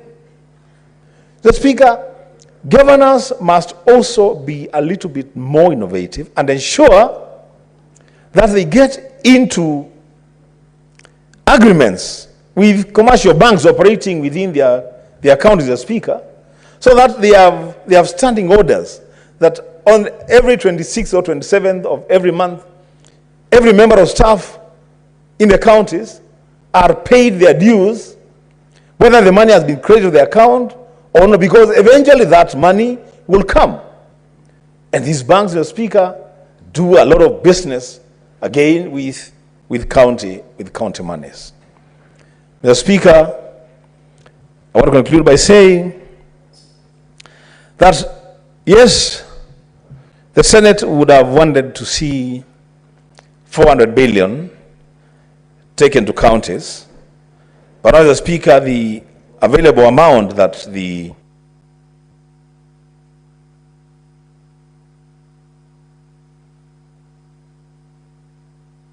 Give him 1 minute. Speaker. Thank you, Mr. Speaker. But the rights were already very systematic in warning you on your timing. Mr. Speaker, but the trail of thought was also doing other things in me. So let me just conclude by saying that, yes, Mr. Speaker, we would have wanted to see 400 billion going to counties. I see now the committee has agreed on 387 billion as equitable share and another additional 8 billion going into counties, Mr. Speaker. And so, Mr. Speaker, because this is a mediated version of the bill, and the report requests us, Mr. Speaker, to support that money to go to counties. Mr. Speaker, with those remarks, I support.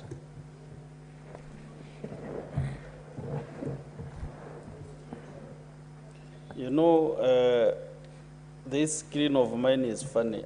It was blank, but now it has a member by the name Otieno Moses, Senator Kajwang. You know, the mood was the mover to reply. That was the mood of the House. But maybe you raise a few minutes to give your comments on it's a very important bill for the counties.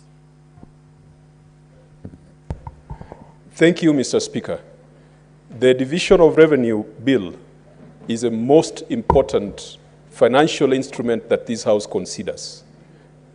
Every senator, if they are committed to their sense of duty, ought to have a view on the division of revenue, because this is where we are demonstrating to the people that we represent that the money that governors are using in the counties cannot pass to them without going through the Senate. Mr. Speaker, some senators in this House, I think Senator for Bungoma, has been told that he has nothing to do with the money that goes to Bungoma. It is at this point that we demonstrate that a senator, if the senator does not vote yes or no, that money will not reach Bungoma. And so, Mr. Speaker, even if the mood was for the mover to reply, I do hope that you can have a bit of elasticity so that each senator is able to explain why the amount of money their county governments base their budgets on is going to go down, and why it is likely that some hospitals are not going to have drugs, and why it is likely that some markets won't be built, roads won't be maintained, because of certain decisions that have been made here. It must be put on record, Mr. Speaker, that the first time this matter went into mediation, we were led by the senator for the great county of Meru, and who is today sitting on the chair. We had a conversation with our brothers in the lower house. We had a very scientific approach, and we were able to convince them that the right amount of money that should go to county government should not go below 400 billion. We wanted more, but we were able to convince our brothers to settle on 401 billion. And it was not voodoo, it was scientific. We could account for where every single additional shilling was going into. We were able to demonstrate that there was non-discretionary expenditure, some that was not part of the county integrated development plans over 47 counties.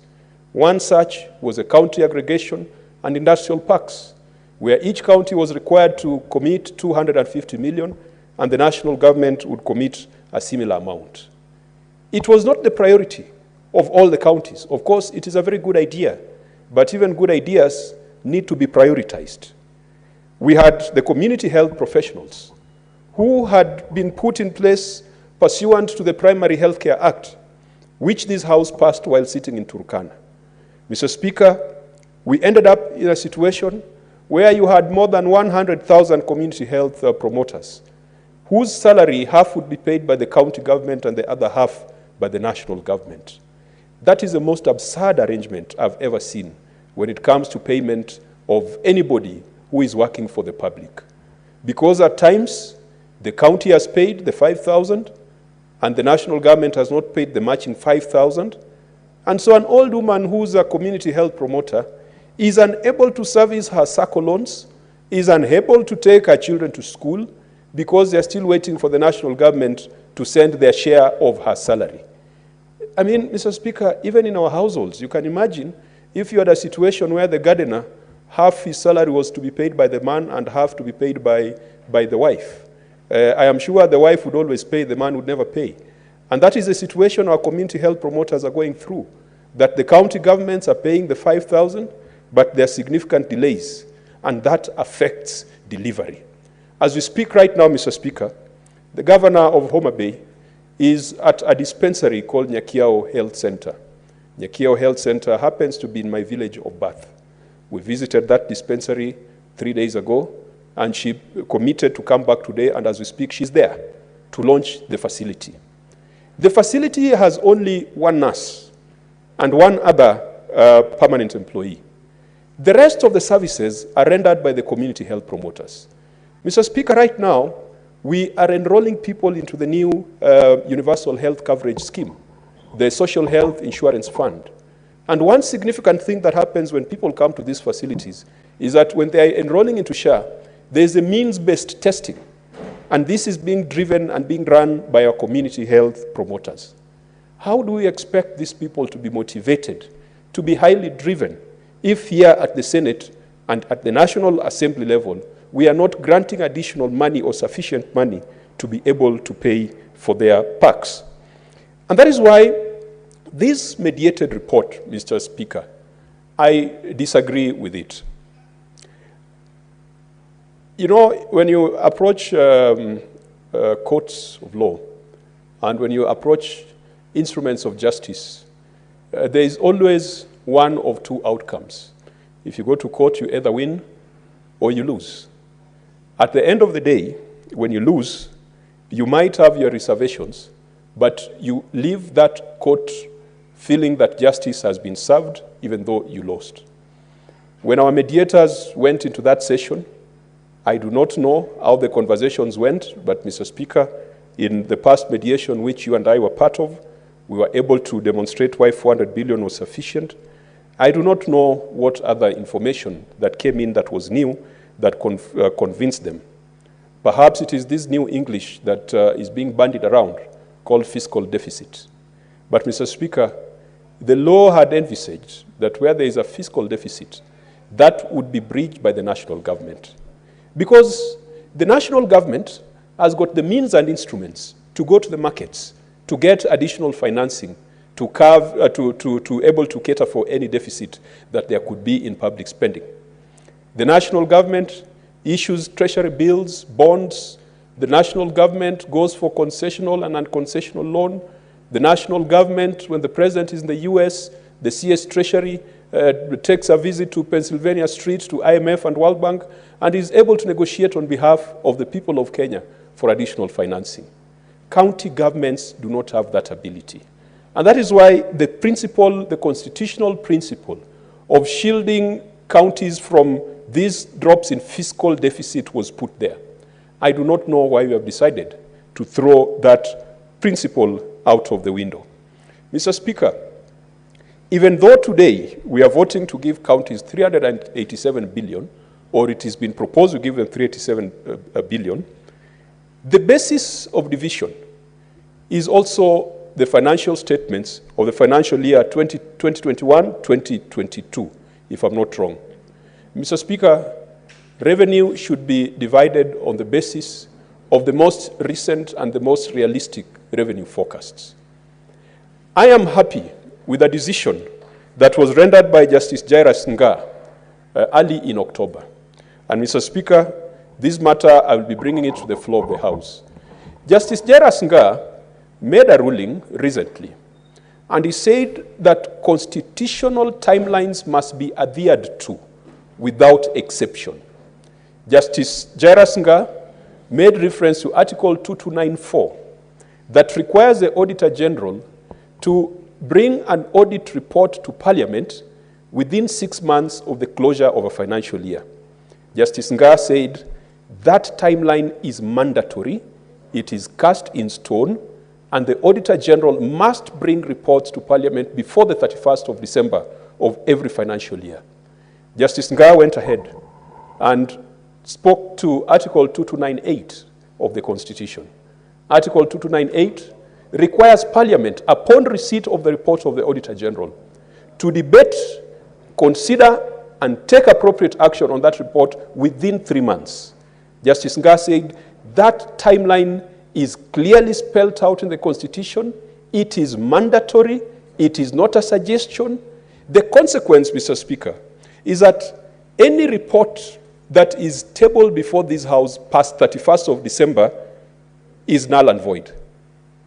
Any report by a committee or any debate by the Senate on a matter to do with the audit reports that occurs after the expiry of 3 months is null and void. Mr. Speaker, the genesis of the matter was that the County Assembly of Nairobi indicted several officers for stealing and looting the Alcoholic Drinks Fund. For almost 3 years, they did not prepare financial statements. And as a result, the Auditor General was not able to prepare her report on time.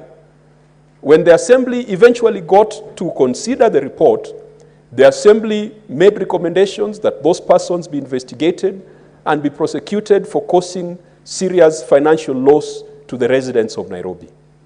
Those officers of the county went to court, and in court, arguments were made, and the eventual decision was that the County Assembly of Nairobi acted outside the constitutional timelines, and therefore their report was null and void.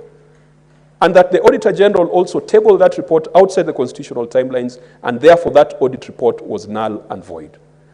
Mr. Speaker, you can imagine the chaos that that decision is going to render. Even us, Senator Sotsi, in my Committee of Public Accounts Committee, we are dealing with reports outside the 3-month period. The majority leader is always tabling an audit report before this House, and many of those audit reports are tabled outside the 6-month period. We must now go back and ask ourselves how we are going to fulfill those timelines. In as much as I complain, there is only one positive thing about it. Division of revenue in the subsequent year must then be based on the most recent financial statements or on the most recent revenue statements. We will no longer be saying that because the National Assembly only adopted the 2021 revenue statement, that's a basis. It will now have to be on the basis of the revenues as audited in the financial year 2023-2024. And if we use that, then automatically counties are going to get more money way above the 387 billion. That's the positive thing about that ruling, that the pot is going to be bigger, it's going to be more recent, it's going to be more up to date, and 15% out of that pot definitely will exceed this amount. So even if we are going to agree with the mediation committee on the 387 billion, if we are going to go by Justice Nga's ruling, then the next division of revenue, counties will be entitled to much more, and there'll be no stories of fiscal deficit. But there are practical complications in implementing that decision. What do you do with 10 years of audit reports that have been brought to this house outside time? What do you do with 10 years and hundreds of reports coming from our committees that have come here outside time? Mr. Speaker, we made a resolution as a committee that the Senate needs to seek a review of that decision because the window for appeal has closed. So what Justice Jaras Nga declared, we must find ways. And as chair of the liaison committee, you must now start asking yourself how the two committees of accountability will be able to consider all the reports within 3 months, especially when you consider that the Auditor General brings the reports on 31st of December when you're on recess, and then the 3 months start counting from that 31st of December. Mr. Speaker, we must start thinking of the practical implications of that. So even if we are going to give the counties 387, which is more or less what they got in the other financial year, it has not taken into account the inflationary aspect. Mr. Speaker, I want to give the counties hope that if we strictly adhere to the Article 229, 4 and 8, and the other various provisions of the Public Audit Act, we'll be presenting more money to counties in the future. Mr. Speaker, we have assumed that wages in county governments should be 35% and above. And the question is, what is the authority behind that? Mr. Speaker, the IMF did a study that indicates that in the most efficient municipalities and urban areas and cities, the proportion that goes to wages is 7%. And I'll be very happy to share with senators that report of the IMF. The global standard, the gold standard, when it comes to human resource and wages is 7%. We have institutionalized 35%, which is 5 times the gold standard. And in many cases, counties are at 60%. Now that counties are receiving less money, because that is a reality, even if it's cent for cent what they received last year, what they got last year compared to this year is not the same because the value, because of inflation and other factors. So in reality, counties are getting less money. We want to encourage county governments to stop this issue of hiring people who are eventually going to be your agents, who are going to be your political campaigners in the next election, that county governments must finalize that process of rationalization of the workforce so that we can release more resources to go into development. County governments must also cut down on wastage. There's a lot of wastage in counties, Mr. Speaker. As a chair of an oversight committee, it is my view that 20% of what goes to counties is wasted. Some of it wasted not in terms of theft, but wasted in terms of redundant things and activities that do not add any value to the lives of our people. Mr. Speaker, you have seen small things that translate into big things, like a small leak in a boat that can capsize it. The grandeur, the podiums, the entourage, the protocol around some of our governors, if you are going to put it all together, Mr. Speaker, it will translate into billions of shillings. What if we just became servant leaders and dropped the showbiz and dropped some of those protocol things that incur unnecessary additional resources? County governments would be able to redirect more to much more useful processes. Mr. Speaker, because we sent out our team to mediate, I will need to be convinced that this is the best outcome that we could get. Mr. Speaker, because my county of Mutembei is bound to lose out on what had originally been promised, the county had already done a budget, And now they have to do a supplementary budget even before the first budget has been implemented. Mr. Speaker, I am generally against this decision of the Mediation Committee. Mr. Speaker, I will need to be convinced further, and I'm just giving notice that I do not agree with the spirit of this report. I think that the Senate got the short end of the stick, because we must always look out for the interests of counties and their governments, and it was my view that 400 billion was the irreducible minimum which county governments ought to get. But the silver lining is that Justice Jairus Ngaah is the disruptor. We can blame him for giving a ruling that sounds impractical, but he has disrupted our processes. We must now make sure that within 3 months, the National Assembly has audited and has considered the revenue reports so that we can share with counties the most recent revenues as collected by the National Treasury and the other agencies without hiding behind fiscal deficit. Mr. Speaker, I disagree with this report. Thank you, Senator. I have Senator Sotsi, I have Senator Koiti, who are still queuing to speak to this particular bill.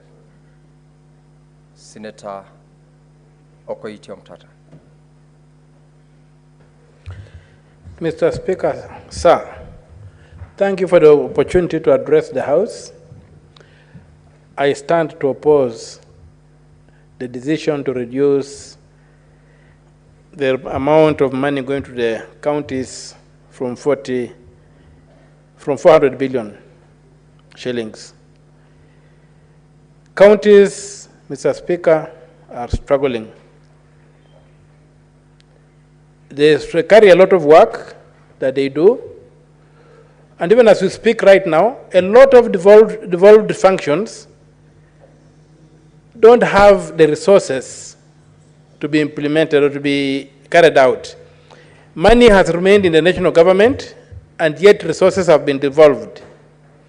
On that premise alone, I would not be willing to touch whatever it is that has been allocated to the counties, and especially given that even the audits that are forming the basis of the allocation are dated. They are so many years behind time.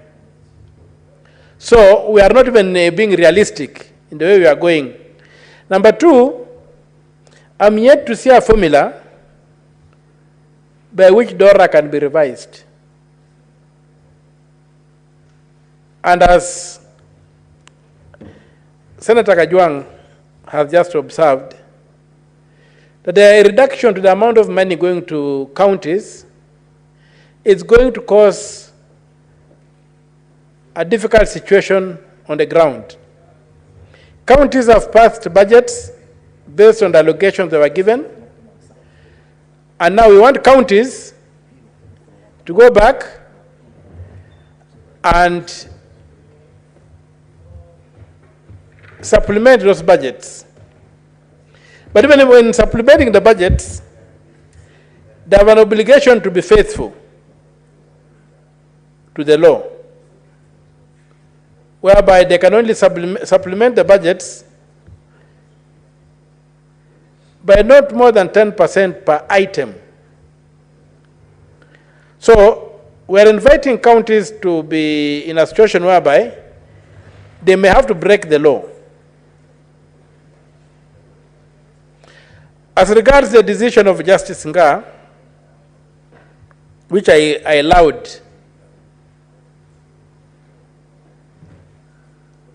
the 3 months within which the reports of the Auditor General should be approved by Parliament are basically cast in stone unless we amend the Constitution. And I think it's time we try to have fidelity to the Constitution so that things can work like clockwork. Because this business of saying that the Constitution is being implemented piecemeal or haphazardly is the reason why this Constitution looks a bit difficult to implement. if we were faithful to the Constitution and implemented it 100%, we'd find ourselves in a situation whereby it has a working mechanism whereby none of its parts is a burden to the other. But even if you come to a situation whereby it's not properly implemented, it's like having a very, very powerful machine. Even a 2,000 monster machine. But the wheels are deflated. That machine cannot work. However hard the engine roars, it cannot work. So let us implement this Constitution fully. And I personally allowed Justice Nga for the ruling he made. It's upon us to pull up our socks. We can apply for some review to institute some structural interdicts whereby the court can maybe give us some dispensation for some time within which we can catch up. But we must focus on dealing with these audits and make sure that the audits are looked at by Parliament within time so that county governments can get their rightful share of the equitable fund. Mr. Speaker, the issues, there have been arguments that our county officials, the governors, the speakers, the clerks, members of national assemblies, the ASAs, and what have you, are misappropriating funds and therefore should not be funded. Let us not mix two things. There's law enforcement. Where they misappropriate funds, Article 226, Clause 5 of the Constitution is very clear that anybody who misuses public funds or under whose care public funds are lost is liable whether they are in office or out of office. Let that be implemented, and let us not get this argument that is usually thrown up that counties are abusing the money they get. Yes, they are abusing the money they get, and the law must take its course. And that's a challenge to our law enforcement, the EACC, the DCI, the judiciary, and others. Let them step up to the plate and make sure that rogue governors, rogue speakers, and any rogue county official is held accountable for the money that the counties lose. And also going forward, Mr. Speaker, in terms of public funds utilized by counties, I think that accounting officers should be appearing before the committees of Parliament, not just the governor. And the Auditor General should be ensuring that these accounting officers present their accounts by 30th of September.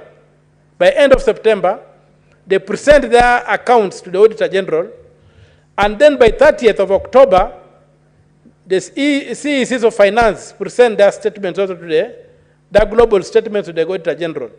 Generally, you'll find that most audit reports refer to the global report of the CEC Finance and hardly refer to any reports that were delivered by the various accounting officers of the various entities in the county governments. So maybe we should get to a point whereby it's not the governors that we put to task, only governors. We should also put to task these accounting officers to explain how they utilize public funds, so that this blame game that goes on that counties are dysfunctional and what have you do not come up. And that way, maybe the hearings before PIC and the PAC will be able to trace the money to the real people who signed off the checks, other than the person who has political responsibility, being the governor. So I would really plead that as we grill the governors, we should also be able to grill the accounting officers of the various county departments to account for how money is utilized and used. That way we shall be able to go deeper into the counties and demand accountability for cash from each department, and not just waiting for the political responsibility of the governor. Mr. Speaker, I really beg this House to reject this report so that we can go back to the position whereby we had already passed the DORA, and if there has to be any adjustments, the adjustment should come from the budget of the national government, not the budget of county governments. Because it is the national government that is holding a lot of money that belongs to counties, like in agriculture. A lot of money is still being held in Nairobi. They have not followed devolved functions, and farmers are not benefiting from the promise of devolution that they would benefit from had the national government devolved the funds that go with the functions. We are having the same with the health sector. The national government continues to hang on to vital services or vital funds that should be providing services at the county level. And so it's really unacceptable that with the national government already holding money belonging to counties, we again want to say that the deficit that has occurred should be shared equally between the counties, or should be shared in some measure between the counties and the national government. I urge this House, and I plead with my fellow members, to reject this mediation report so that the little the counties were getting is not messed up with. Because in some counties, some counties that are even smaller than my own Busia, allocations are very small. And then we are going again to reduce them. I plead with this House, my fellow senators, that we circle our wagons, close ranks, be bipartisan in approach, and shoot down this report, and go back to the position whereby the money that was allocated to the counties is not interfered with. The money is so little, given what the counties need to do. And I reiterate, if there are governors who are messing up with that money, it's not the reason why the money should not be given to county governments. In your own house, for those who still have babies, if you have a maid, and the maid is eating Cerelac that is meant for your child, you don't stop buying Cerelac because the maid eats Cerelac. You deal with the maid. You fire the maid. You don't stop buying Cerelac for your baby because the maid eats Cerelac. So if governors are messing up with the county funds, if county assemblies are messing up with the county funds, let law enforcement do its duty. Let law enforcement intervene and deal with these rogues. But the money that this House allocates for the people on the ground in our counties must remain sacrosanct. It must not be touched, because that is where the rubber meets the road. The national government has a lot of corners where it can get money, where it can make haircuts, and be able to still balance its budget. The county governments, first of all, the money that are going to the county governments, the way it is handled by this House, we don't have cases of budgeted corruption in the DORA. There's no budgeted corruption there. The money is really worked out meticulously, and it is meticulously tied to the needs of counties, almost as a way you prescribe rare medicine for a rare disease. So I really plead with this House that we reject this report, and we make sure that what was allocated to the counties, because it was not based on the current finances of government, it was based on some couple of years back, is not interfered with, and the national government looks for haircuts in other sections, and especially that money that you have refused to devolve it can look at that and see, because the counties are doing the functions, it can make cuts without crippling its operations. With those few remarks, I ask the majority leader to lead us in rejecting this negotiated position so that we can fly the flag of devolution high and be able to have some chance at realizing the objectives of devolution. With those few remarks,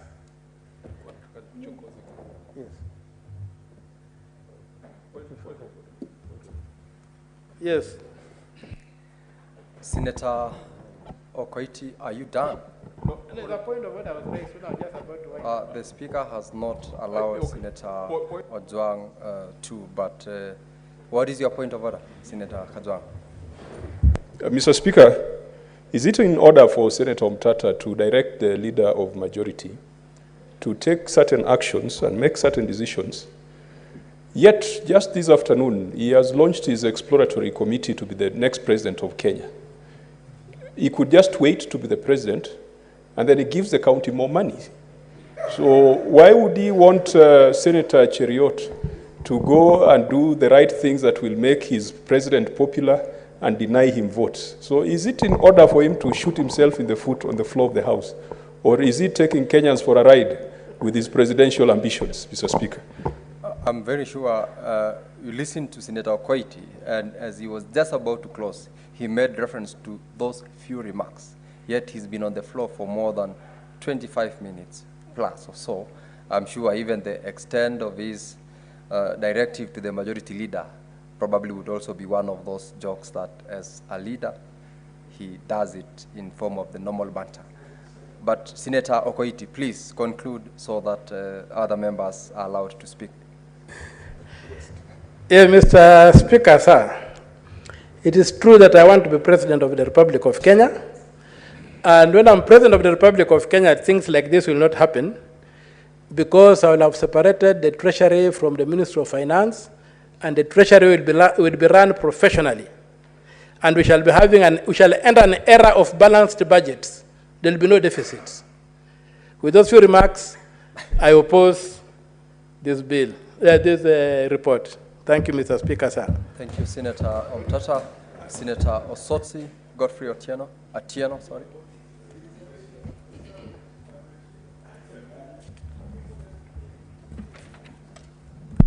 Thank you, Mr. Speaker, for the opportunity to also comment on this very important bill, the Division of Revenue Amendment Bill 2024 and the Mediation Committee report.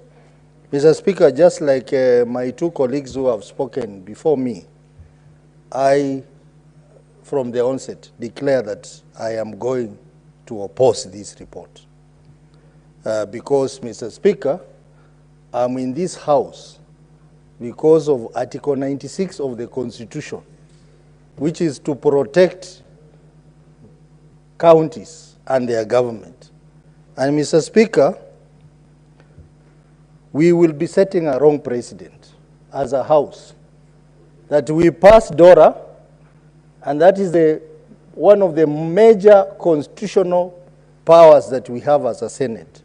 We pass a DORA, and then it is brought back to us to adjust the figures downwards, and we easily agree to that.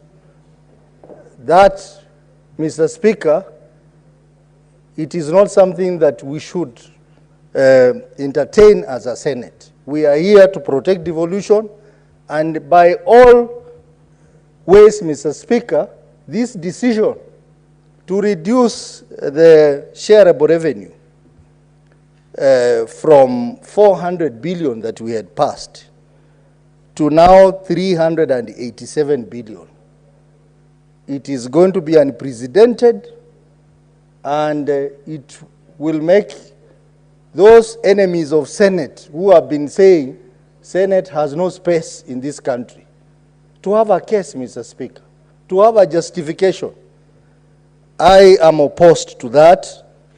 And Mr. Speaker, I listened to the President speak the other day.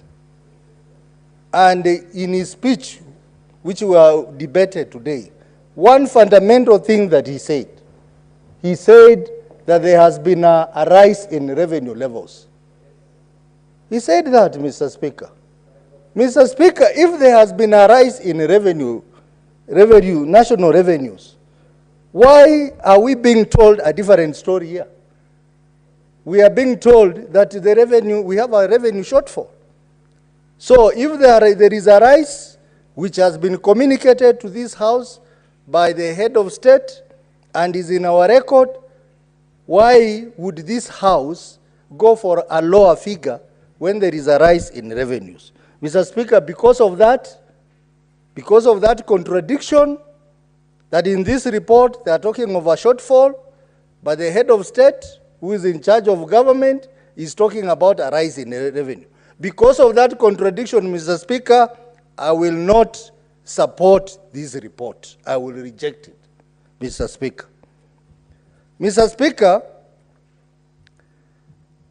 the National Assembly has not reduced the allocation to CDF. They have not touched CDF. Why is it that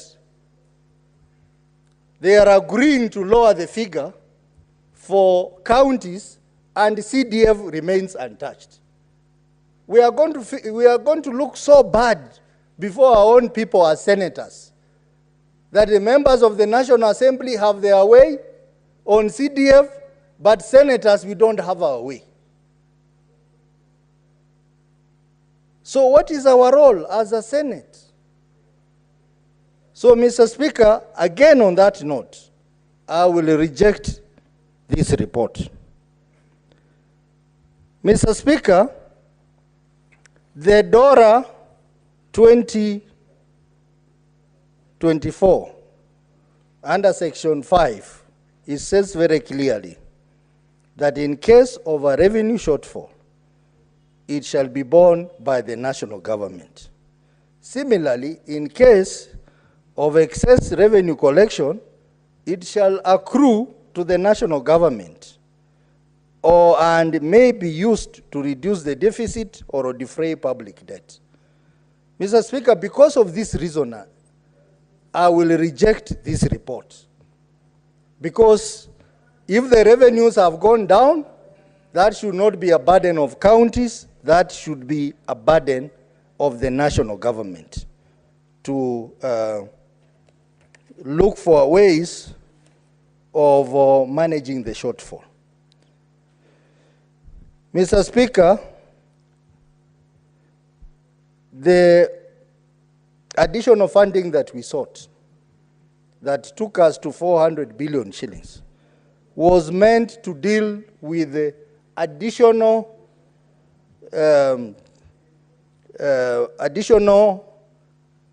funding that was required as a result of policies that were introduced by the national government.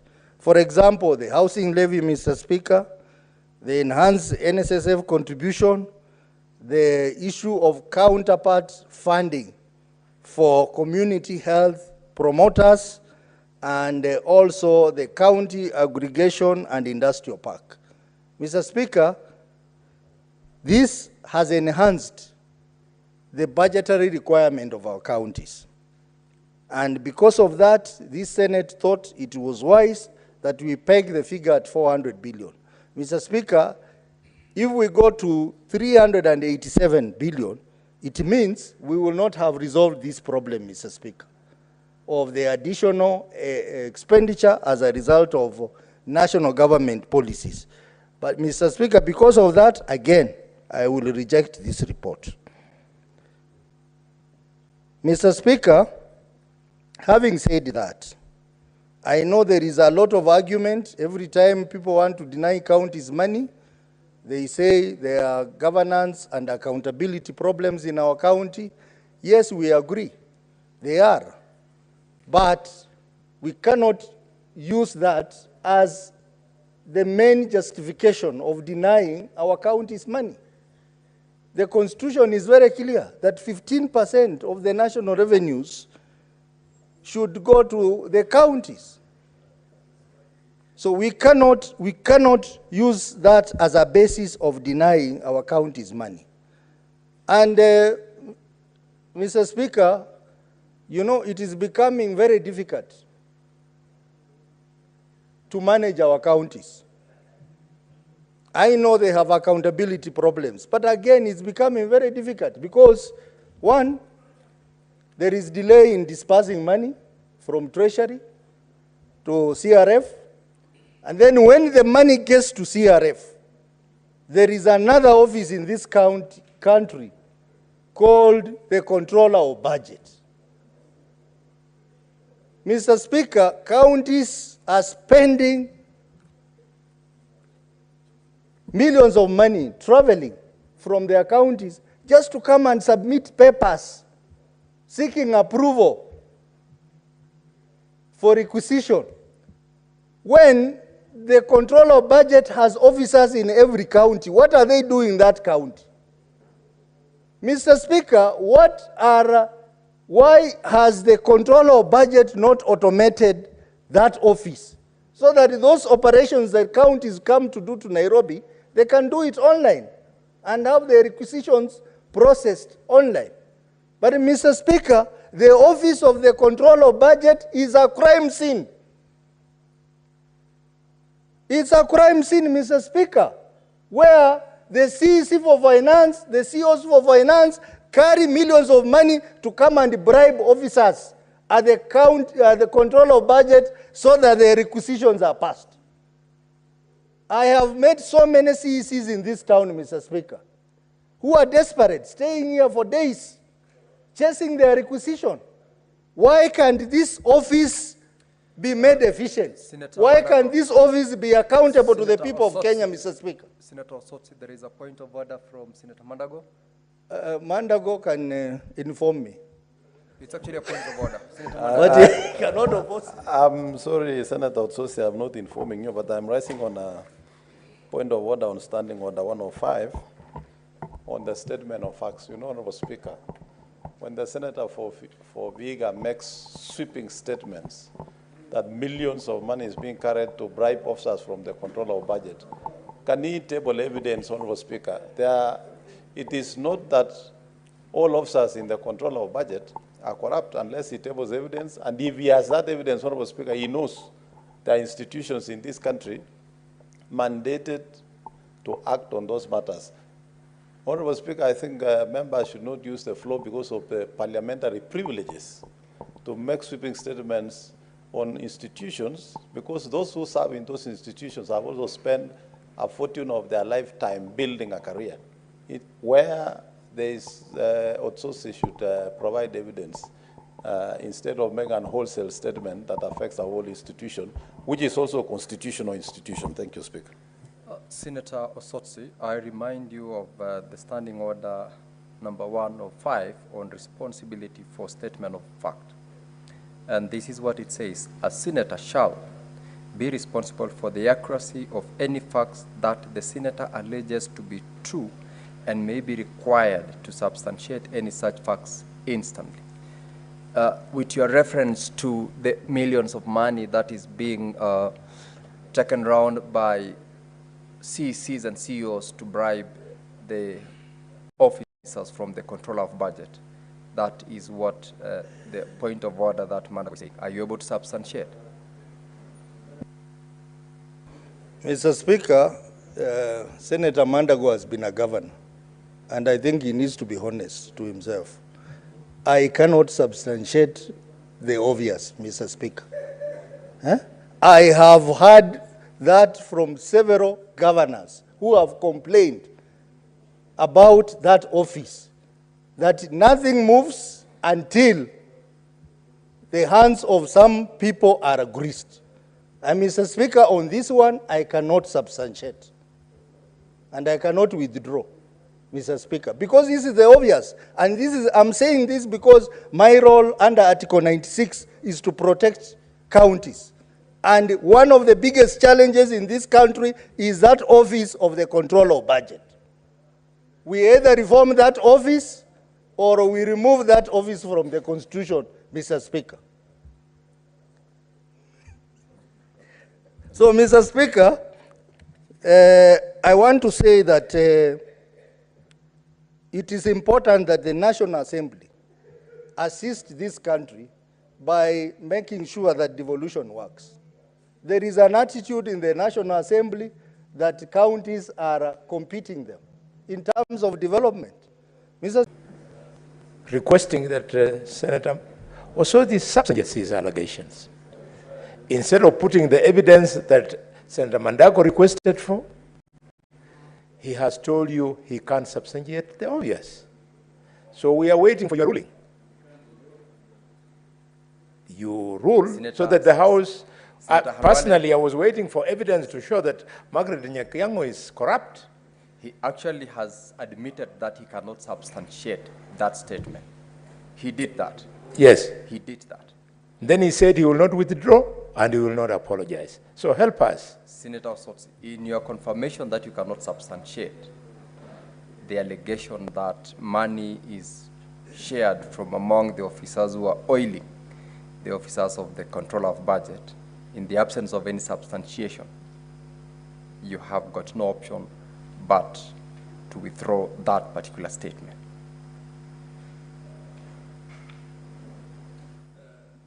Mr. Speaker, on the basis that I cannot be able to produce the hard evidence in this House, I'll withdraw. But I want the House to get it very clearly that there is a problem at that office and we cannot deny it. We know it exists. But one day, someone doing his job will have to get the evidence and the evidence will be produced. Yes, he can inform me. Senator Kajwang, proceed to inform me. Mr. Speaker, the issue of people going to the Control of Budgets office with envelopes has been there. But I want to inform Senator Osotsi that there's something called Form C, and it's a real form in that workflow. At the very minimum, the CC Finance will be carrying Form C. So, Senator Osotsi, it might not be very useful for us to appear as if we are castigating a constitutional office. But I can tell you that that Form C is the one that needs to be eliminated from that process. Because as long as the CC Finance must carry Form C from Lamu to Nairobi, it then creates wrong impressions of rent seeking. And we must help the Control of Budget to automate the process, to automate the workflows, to gain visibility into the contents of accounts of county governments so that we get rid of the Form C. And Senator Osotsi, I do not know whether sometimes you do this when you go to withdraw money from your bank account, because counties are going to withdraw money from their account. Sometimes you can be served nicely by the lady teller. She smiles nicely at you. She walks up and down in a manner that entices you, so that once you have withdrawn your money, you can give her a 1,000 shilling in appreciation. I hope that is not the instances you're referring to as millions exchanging hands. But from where I sit, that Form C must be eliminated so that nobody, like Senator Murango, walks around with brown envelopes going to the Control of Budget's office. But, Mr. Speaker, the Control of Budget as a constitutional office bearer, this House should never be seen to be casting aspersions on her conduct. Senator Osotsi, you are informed. You may proceed to... Thank you for that information, Senator Kajwang. Indeed, Senator Kajwang has informed me on the aspect of the CECs having to come to Nairobi with that form, because it doesn't make sense, Mr. Speaker, that we have officers of the Control of Budget who are in our counties, working with our counties. They see those requisitions in the counties, and they still have to, the CECs have still to bring those documents in Nairobi for further processing. It doesn't make sense. Counties, for example, have stayed for almost 1 month waiting for their requisitions to be approved, Mr. Speaker. It doesn't make sense at all. Mr. Speaker, with those few remarks, I want to say I reject this report. Senator Mandago Jackson. Thank you very much, Honorable Speaker. Honorable Speaker, from the onset, I rise to support this report by the Committee of Finance, Honorable Speaker, on the division of revenue between counties. Honorable Speaker, as much as we have the responsibility of protecting counties and devolution as a Senate, we must also be realistic, Honorable Speaker, to the circumstances and the happenings within the country. Honorable Speaker, this House had passed, and National Assembly had agreed with us that counties can receive 400 billion shillings for the current financial year, Honorable Speaker. But, Honorable Speaker, the unprecedented events that happened in this country is what has necessitated the change, Honorable Speaker. Honorable Speaker, the finance bill that had been passed by Parliament had put in revenue-raising measures that would then have ensured that counties would be able to receive what we as Senate had passed. Honorable Speaker, therefore, the Mediation Committee from the Senate, led by the Chair of Finance, in my view, Honorable Speaker, have done a tremendous job by making sure that the reduction was not what the National Assembly had proposed of 380 billion, but reached a consensus of 387 billion, Honorable Speaker. Honorable Speaker, considering the months we have to the end of the financial year and the time we have to collect revenue to be able to fill in the gap that we had envisaged, Honorable Speaker, it's only reasonable and practical that as a Senate, we consider the amount that the Mediation Committee has come up with to enable our counties to function, Honorable Speaker. Honorable Speaker, it is possible, and I say this from experience as a governor, that it is possible for you to be allocated a very high figure on the paper, but it becomes impossible for that money to be dispersed, Honorable Speaker.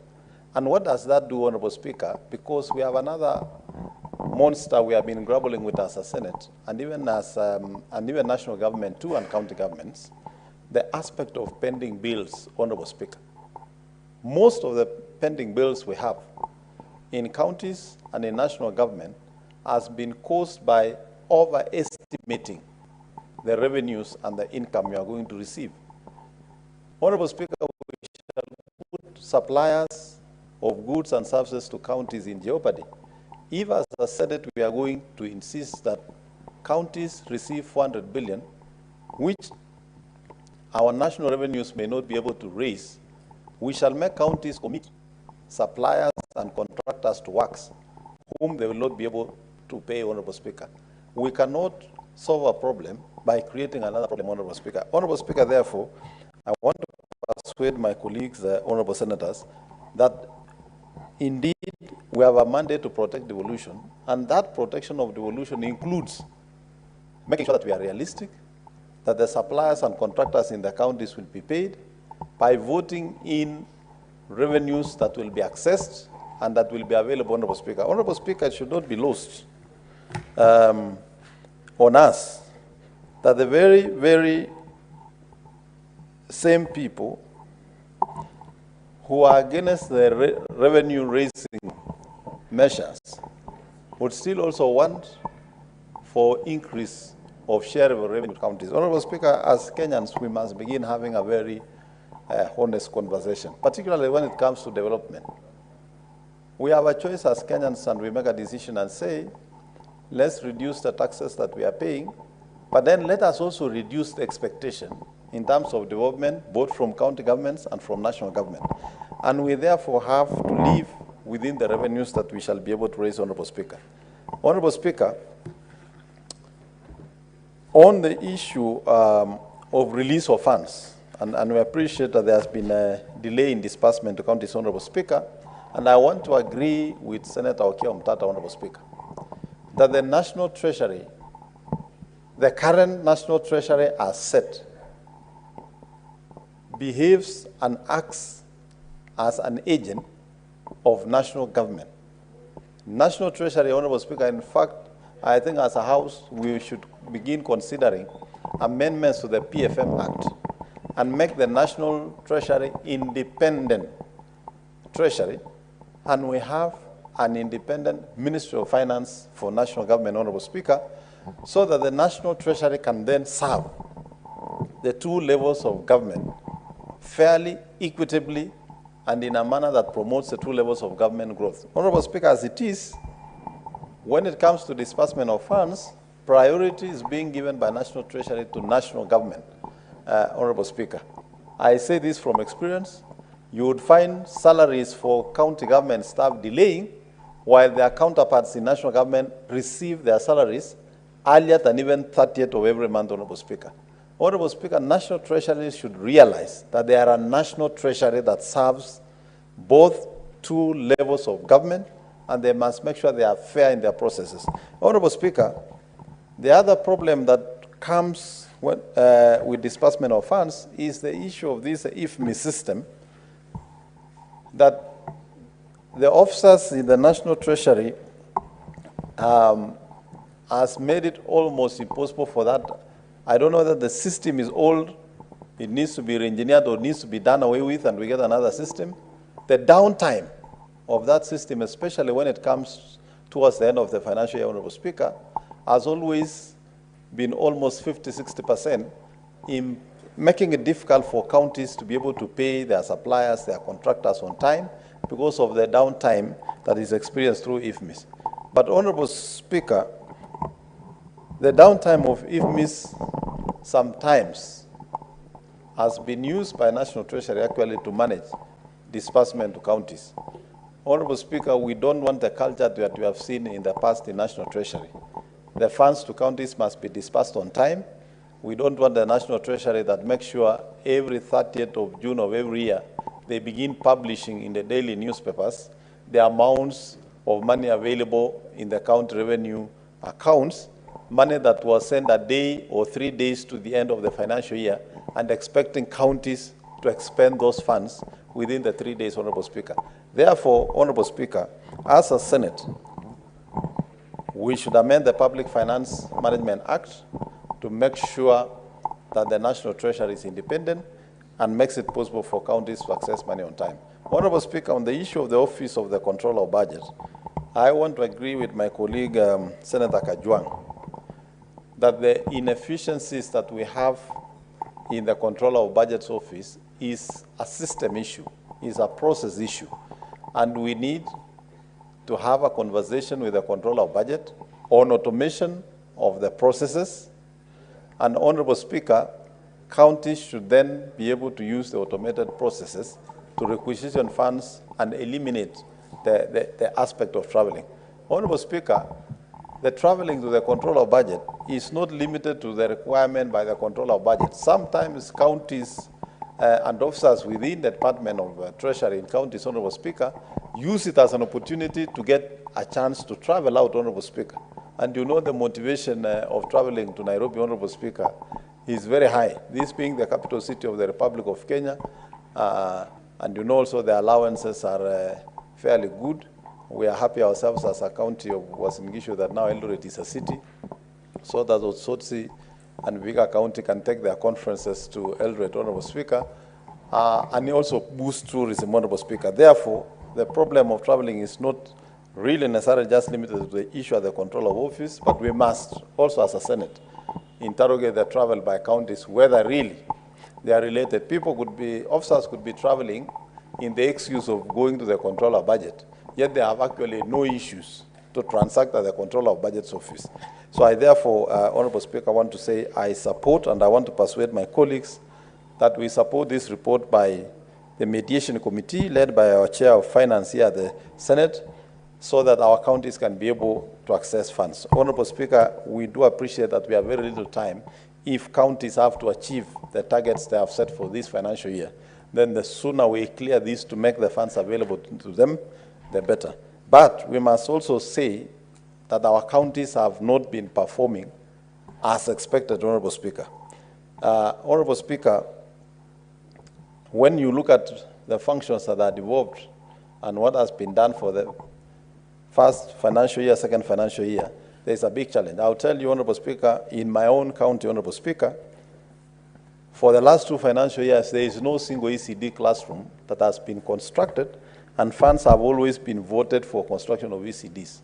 We therefore want to urge our governors to be hands-on in monitoring the implementation of the county programs and make sure that the funds that we allocate as Senate and Senator counties are then utilized to offer services to the respective citizens of the counties, Honorable Speaker. With that, I beg to support this report, Honorable Speaker. Thank you, Senator Mandago. Senator Margaret Kamar. Thank you very much, Mr. Speaker, for giving me the opportunity. May I start by supporting the report? I support the report dominantly because we don't want to give our governors any excuses. Our governors have been giving us excuses. We don't have money, so we have not paid this and that. And yet we know that the process of development in a county is such that you must have an annual plan.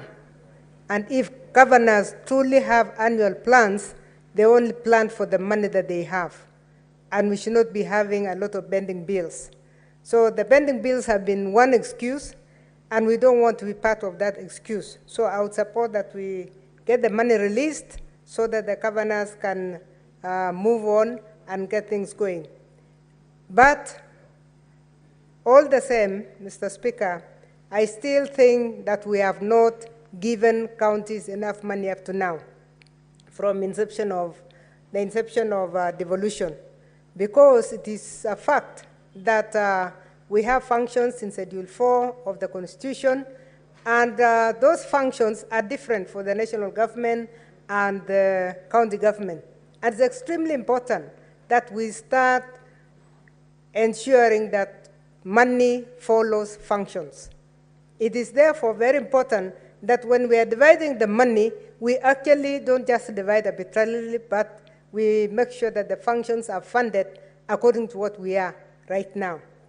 In fact, if we did that, Mr. Speaker, we may not need new money. All we need to do is to shrink the Ministry of Agriculture accordingly, because there are people who have not been devolved even when agriculture was devolved. The same thing with the Ministry of Health. The Ministry of Health was devolved dominantly, but the personnel we have in Afia House are still intact. So we need to ask ourselves, what is it we devolved, and then we follow it with the money. And if we did that, that may not even require new money. It may just require that we relocate the money to where the function has gone. Mr. Speaker, that is very important because for you to be able to account for any function, you must have the right budget to cover the same function. So for that, I really would insist to this House that for the future, we need to sit early, we need to discuss early, and we need to make sure that we do that, we make money follow functions. Mr. Speaker, this House is a house of oversight, and we must make sure that we do what is required of us. Mr. Speaker, I would like to go to the other side again and thank His Excellency, the President, for the speech that he made on Thursday, because it touches also on what we are doing in Dora. In the funding that, in the speech of the President, he did locate money where he was emphasizing the development of the government. And it is very important, again, that we read through so that we spend according to what we think we are going to fulfill. Mr. Speaker, in his speech, the President touched on university funding, and I want to touch on that because I came from there before I joined politics. And the current university funding model is a model that, if it is understood by all, it's a very good model. The model that we have been given is a unit cost model, that the cost of doing law is different from the cost of doing medicine. And it's very important that we recognize that. For many years, the universities have been given a global fund according to the number of students that they have. When that is done, it is very difficult even for the universities to attract students from outside. So most universities have shied away from attracting students from outside this nation because the fee they would give would be completely different from the fee that we have. And if you look at the East African community privileges, it is very clear that students in the East African community partner states are supposed to pay the local fees. Now, in Kenya, if you have a student paying local fees in medicine, you will have a very cheap program for a very expensive program. So they'll pay very little, and yet the program is very expensive. So it is very important that the right costing is done for the university programs, and I think that's exactly what this model is doing. Once the costing has been done, then the government will give its own scholarships and grants, as well as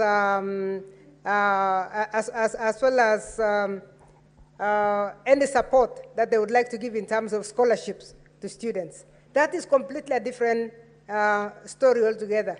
It does not mean that if you have the right costing for a program, that you'll pay the same. You will not have to pay that if the government is paying for you. And that's exactly what this model is doing.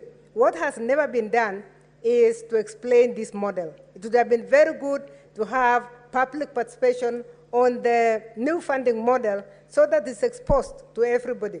I sit in the Committee of Education, and even as a Committee of Education, we are having problems trying to understand exactly how the model was until we got the minister to come and explain to us. So that model, I would like to support the president's approach. I support so many other things that he gave in his speech.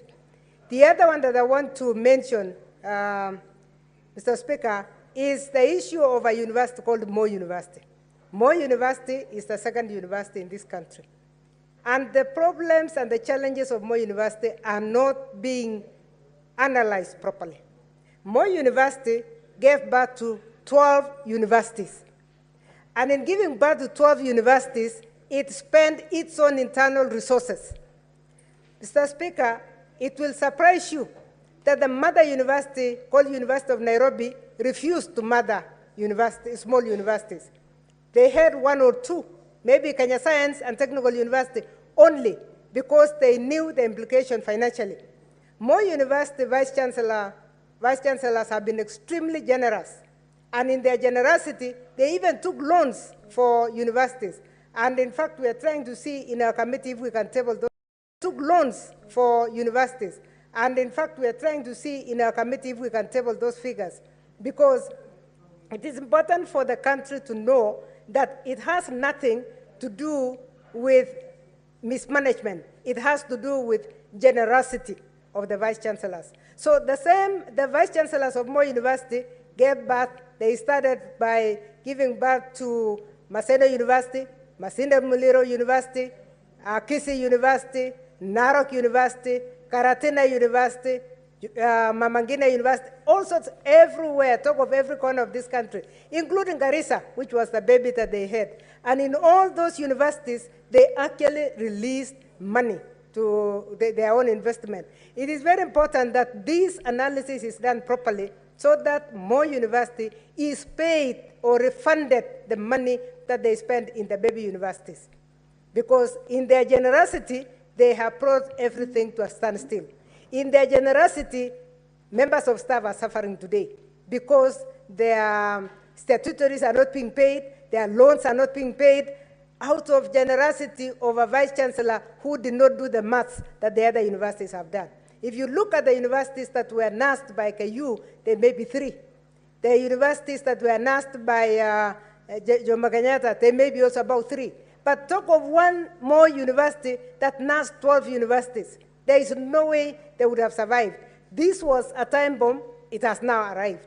It is at our footstep, it's at the doorstep now, and it has to be sorted out. So even as we are looking at the unit costs of universities, we also need to look at the things that have made the universities not to perform the way they are supposed to perform.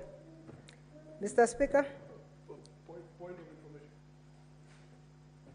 Senator Yes. Professor Kamara, you... My student of Moi University, I will take. Very well. Senator Kajwang, please proceed to inform Thank you, Kamara. Mr. Speaker, and thank you, Professor Kamar, because she is my teacher, my senior.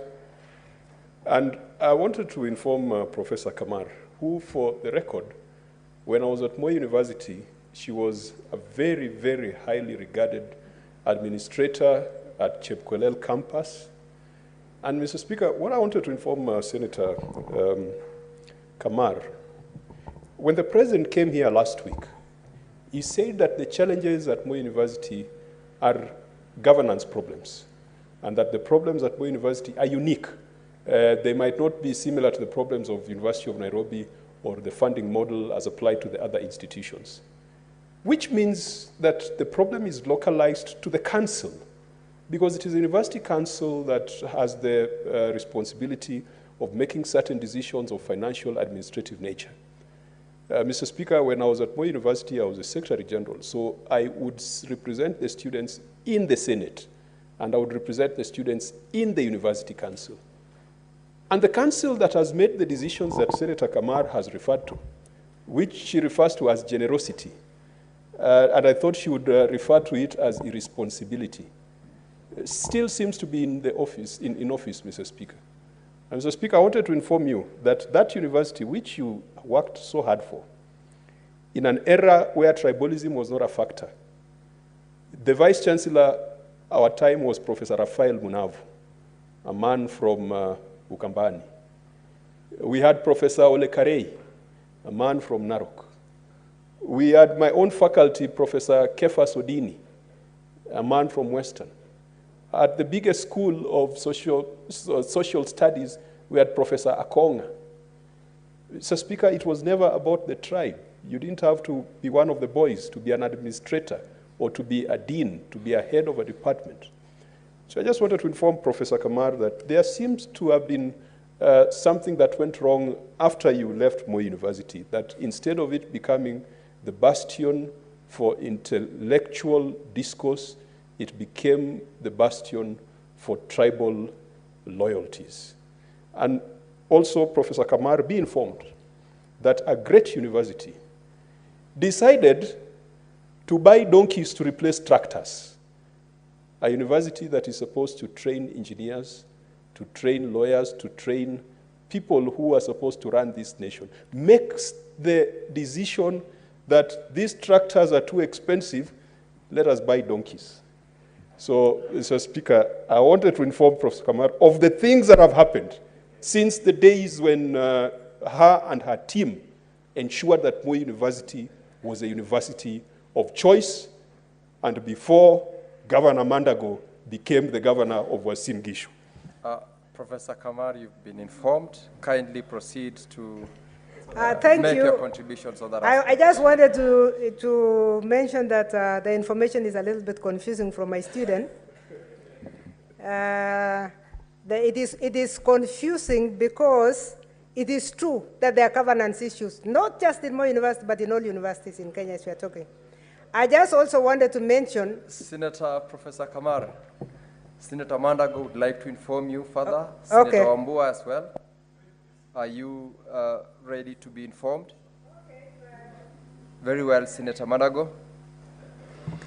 Honorable Speaker, I wanted to inform Professor Kamar that she's being misinformed by Senator Kajwang.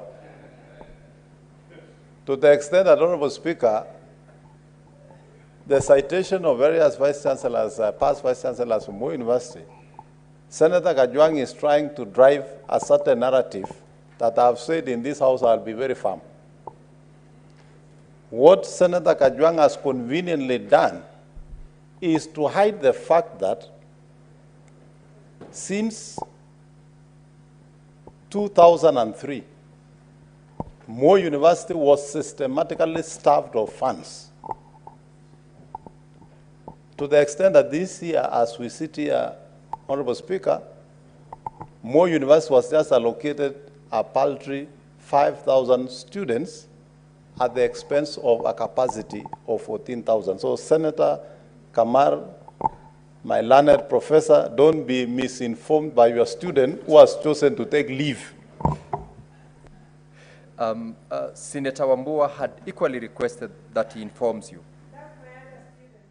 Proceed, Senator Wambua.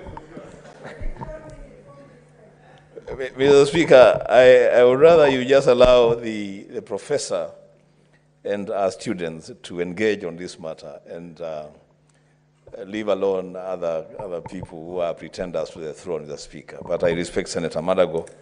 Only that he is also trying to misinform my teacher. Mr. Speaker, I want to inform my teacher, Professor Kamara, that she should go back in memory lane and remember where we left Moi University. And Moi University then being called the fountain of knowledge.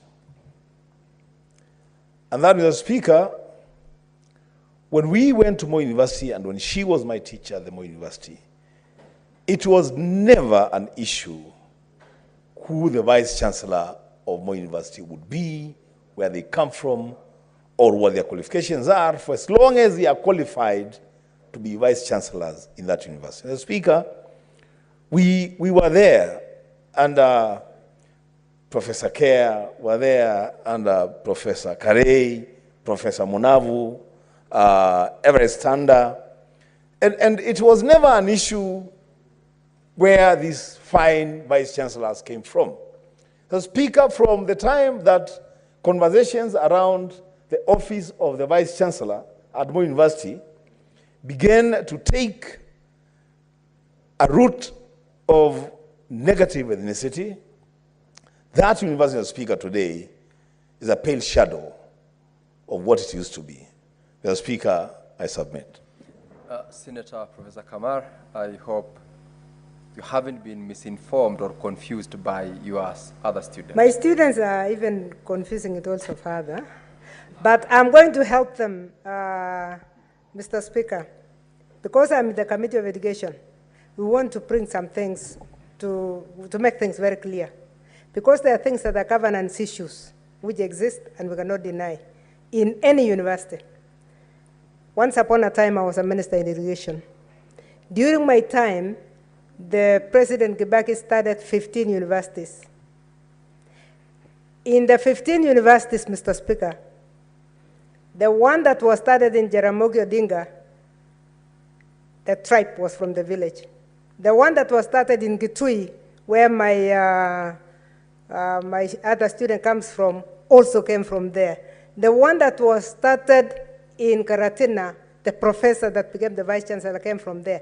There was something about having the confidence of the people. I don't know what it was, but always people ran home for interviews. And they ran home for interviews. In fact, Moi University should be congratulated. It is the one that did not have somebody from the neighborhood for a very long time. I think the current Vice Chancellor is the first one that came from that neighborhood. We started from Salamia, from Odhiambo. We went to Kea. One was from South Nyanza, another one from North Nyanza. I call it North Nyanza because it's the opposite of the lake. And Moi University has not had those.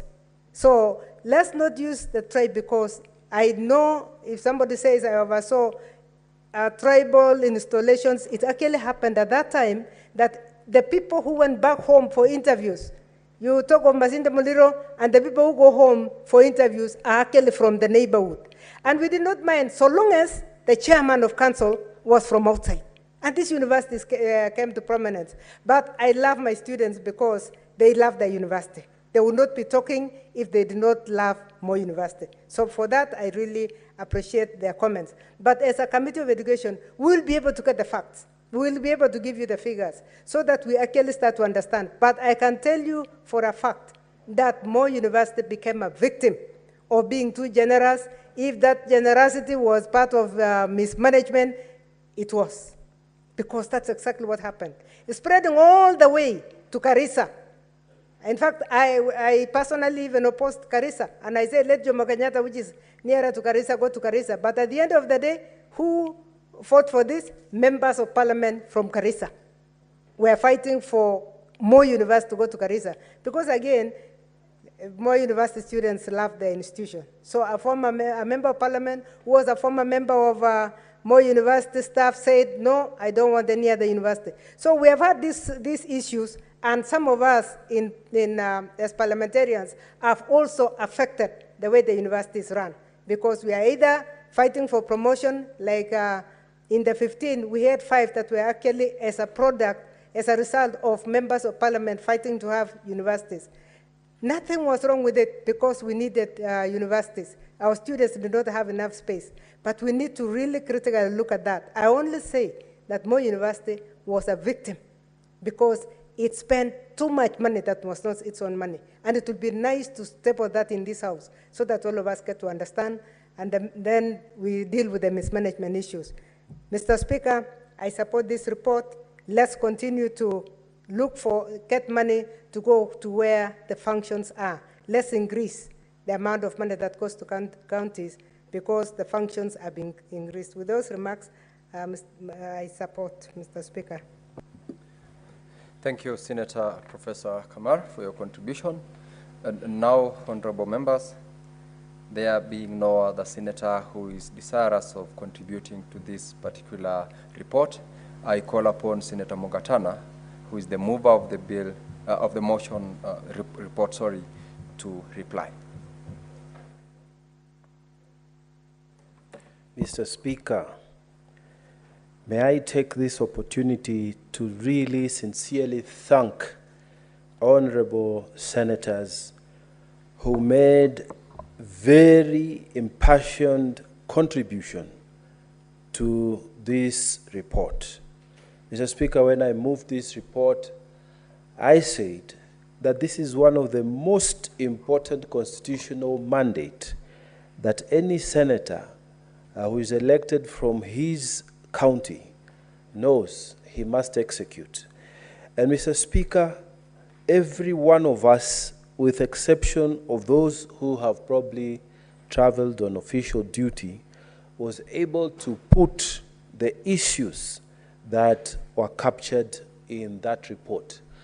Mr. Speaker, I respect the diversity of opinion that was expressed in the debate, and I listened carefully to every senator who spoke to this report. Mr. Speaker, as I reply, I think I'm better informed now than even when I was moving this report. So I really truly thank honorable members and the Council of Governors. I believe the governors are listening. The message is clear. Members of the Senate, they may have diverse opinions, but they were united in one thing: please develop your own source revenue so that going forward, we will not be continually be dependent on the equitable share to survive running the counties. Number 2, members of the Senate have expressed a very strong view that resources within the county, once we have released them from here, will be utilized properly as intended. So that, Mr. Speaker, we will not have money released by the Senate through these bills, and then they go down there and then services are not given to the people. Mr. Speaker, thirdly, members may have had diverse opinions, but they agreed that time has come that money that is allocated from the budget should follow function. And Mr. Speaker, the counties have been given a heavy load of functions, and the national government is not releasing the requisite funds so that our counties may develop. Mr. Speaker, with all this divergent opinion, this House, Mr. Speaker, is a house of reason, is a senior house, is a house that is full of people with a lot of experience in their own professional fields, even in political leadership, in administration, Mr. Speaker. I truly believe that by the time that we will come to bring this matter to a vote, we will have reached a consensus. Maybe those who expressed opinion differently from the report will be persuaded. And we hope that as many of us will come to support. And for me, the reason is that we have had a drop in the expected collections. And I remember very well, Mr. Speaker, which I mentioned, but it is good for me to underscore this point, that, Mr. Speaker, even during the negotiations, during the mediation process, after the cameras were removed, we were given facts and figures by the Treasury, so that the question now moved from there is the wishful and the reality. There is the reality, what can we disburse and what is available. So, Mr. Speaker, and I think the debate here also captured that idea that we need also to be, alive to what the realities, fiscal realities that we live in the country today. So, Mr. Speaker, with those very many remarks, again, I want to say thank you very much. And I still want to say thank you to the leadership that we enjoyed. And Senator Ali Roba, our team was led by him. And the team from Parliament National Assembly was led by Honorable Dindi Nyoro. So, Mr. Speaker, I still want to urge members to consider supporting this report. The issues they have raised, we can still keep talking. Fortunately, we are not going to vote today. So as I move, I prepare, as I reply, Mr. Speaker, I pray between now and the time we will vote, we shall persuade each other to support this report. Therefore, Mr. Speaker, with those many remarks, I beg to reply, and I request, pursuant to Standing Order number 66, sub 3, that the putting of the question be deferred to a later date. Mr. Speaker, I submit. Thank you. Thank you, Senator Mungatana.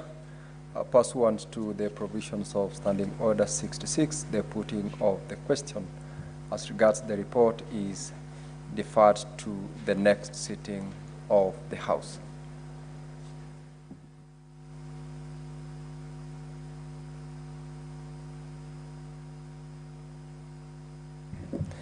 Clerk, please call the next order.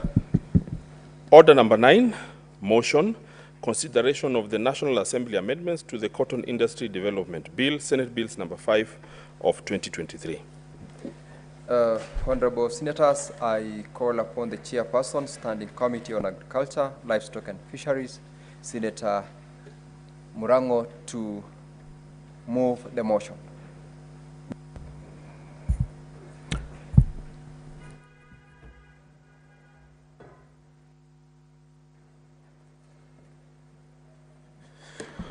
Asante sana Mstahiki Spika.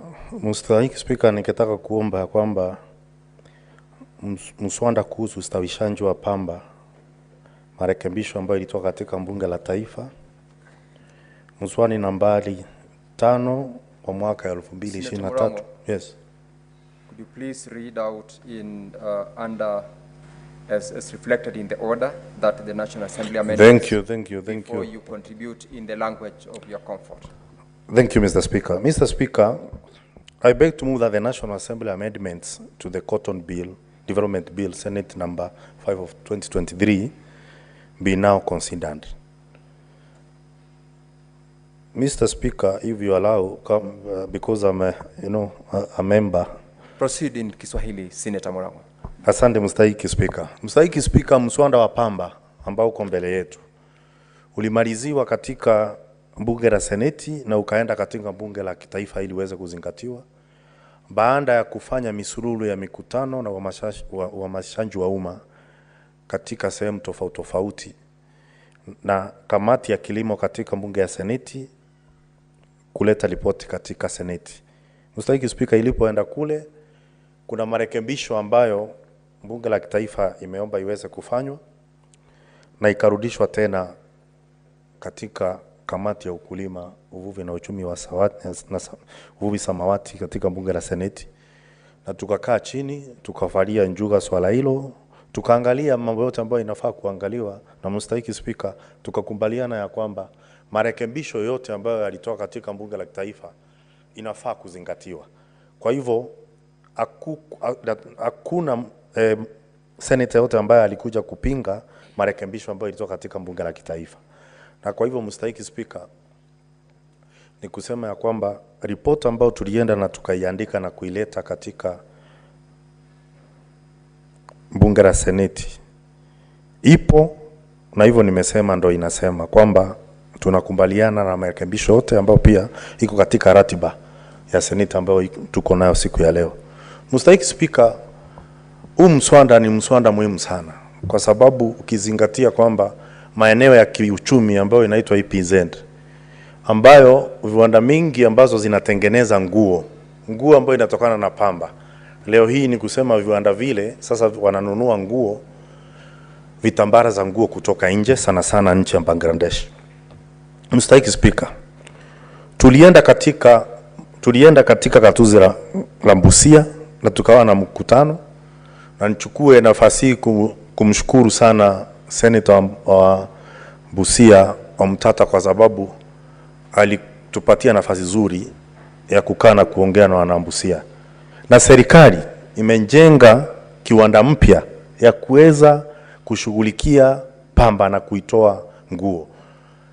Shinda ambayo ilikuweko ni kwamba hakuja kuwa na sheria muhimu ambayo inaratibu venye biashara ya ukuzaji wa pamba na uzaji wa pamba unafaa kufanywa, na tukafikiria kwamba ni vizuri mswada ambao uliletwa mbele yetu na Senator Beth Siengo tuweze kuzingatia na kufanya kuwa ni msingi katika ile biashara ya kilimo, ili iwe ni kilimo biashara, sio bora kilimo. Mstahiki Spika, maeneo yote nchi hii ukizunguka kuanzia Nyanza kwenda magharibi mwa nchi, ukuje upande wa bonde la Ufa, ukuje maeneo ya kati, uende Ukambani na uende mpaka Lamu katika eneo la Pwani, ni kwamba hiyo maeneo yote pamba, kwa sababu inastahimili ukame, inaweza kuzwa katika sehemu nyingi. Ni kitenga uchumi kizuri kama tutawekesha na kuhakikisha kwamba kuna mtaji wa kukuza pamba, pembejeo zinapatikana, na Mstahiki Spika, kama mbegu ambazo zinaitwa za BT ambayo kilo moja ni zaidi ya shilingi 7,000, lakini ni pamba nzuri sana ikipewa wakulima. Na kwa hivyo tukaonelea kwamba kama wakulima watapewa nafasi na wapewe pembejeo, wataweza kunufaika pakubwa na pamba. Mstahiki Spika, pamba ni mmea ambao una maana sana, kwa sababu ukitoa ile pamba ambayo kwa kimombo inaitwa lint, inaenda kutengeneza nguo. Ukitoa mbegu ya ndani na kuifinya, inatokanga mafuta, na ingine ndio wanaita kwa kimombo biodiesel, na hata mafuta ya kutumia katika kupikia. Na ile ambayo inambaki ndio ina keki kutoka kwa pamba, cotton seed cake. Inakuanga ni nzuri sana, ama ni kiungo muhimu katika kutengeneza vyakula ambavyo vinalisha wanyama, kwa wale wengi ambao ni wakulima ng'ombe wa maziwa, mbuzi wa maziwa, nguruwe na hata kuku. Mstahiki Spika, hiyo ni kusema pamba ni mmea ambao kila kitu ambao inatolewa kwa pamba inatumika vilivyo, na inaweza kuwa ni kitenga uchumi kikubwa kama tunaweza shughulikia pamba na kuhakikisha kwamba viwanda vinatosha. Lakini jambo ambalo lilikuwa kubwa tulipokuwa tukizunguka ni kwamba viwanda vingi vya pamba, kimombo ginaries, mingi zimevunjika, zingine ziliuzwa, zingine mashamba wakilitimba alikuja akavamia mashamba na akayachukua kwa njia uraghai. Kwa mfano mzuri ni kiwanda cha pamba ambako kilikuwa mahali kunaitwa Ngurubani katika gatuzi la Kirinyaga. Utakuja kupata kwamba machini ya zipo ziliimbiwa, kiwanja hiko ishaenda. Lakini tuna mpango kama kamati ya kwamba mswada huu utakapopita, kwa sababu sasa nadhani hii ndio safari ya mwisho ili uweze kupita, kwamba tutazunguka tukiangalia hizi viwanda, na pia tutahusisha pia katika wizara ya mashamba kuhakikisha kwamba ile mashamba ilikuwa ya kiserikali ambapo pamba ilikuwa inaenda pale kushughulikiwa na kusaidia mkulima, kwamba hizo viwanja vimerudishwa. Tuhakikishe kwamba kama ni machini zimerudishwa, wakulima katika Kenya nzima waweze kufaidika. Mstahiki Speaker, ukiangalia sana sana katika maongezi, ama unapotoka hapa na uende sehemu kame, ukitoka uende Kitui, ukitoka uende Makwiny, ukitoka uende Busia, ukitoka uende maeneo kama ya Homabay mahali Senator Kajwang' ametoka, swali ambao unaulizwa na wale wananchi ni kwamba tunasikia watu wakitanja majani chai, tunasikia wakitanja kahawa, tunasikia wengine wakitanja miwa, tunasikia wengine wakitanja majani chai, lakini chetu ni kipi katika hizi gatuzi? Kwa sababu pia sisi ni walipa kondi ambao tunafaa kushikiliwa, ambao tunafaa kupewa mitaji, ambao tunafaa kusamehewa mikopo, ili pia sisi kama walipa kondi tusikie sisi ni wa Kenya. Kwa hivyo pamba ambao tunaongelea siku ya leo ni moja wapo ya mmea ambao unaweza stawisha na kusawasisha Wakenya wengi katika Kenya hii, ili kila Mkenya asikie kwamba ni Mkenya na haja tengwa kando. Mstahiki Speaker, Lamu inakuza pamba, ukienda Kilifi utapata kunakuza pamba, na kwa hivyo kamati ambayo mimi ni mwenyekiti, kwa kundura zake Mwenyezi Mungu, tunahakikisha kwamba ile mswada ambao inakuja yote kila sehemu katika nchi hii itakuwa na kitenga uchumi, kama ni wale watu ambao wanavua. Samani Mstahiki Speaker, nadhani kuna kasoro kidogo hapa.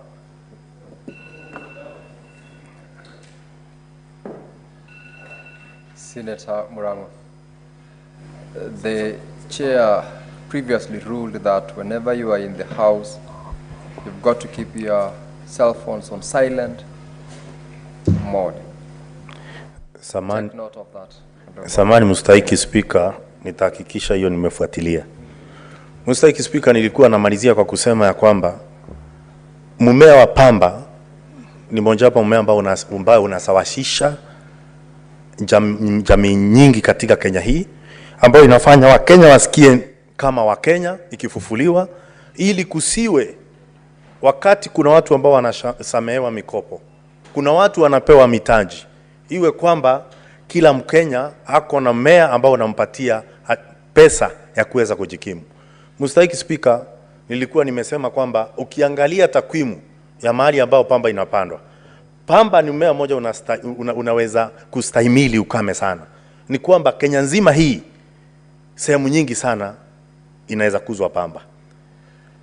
Mstahiki Speaker, pia katika hii kamati tumekuja na miswanda ama na sheria zingine za kutunga pia kwa jamii ambazo ni wafugaji, kuhakikisha pia wao wakati inafika wakati wa kunufaika pia wananufaika na kilimo biashara ambayo pia wanafanya.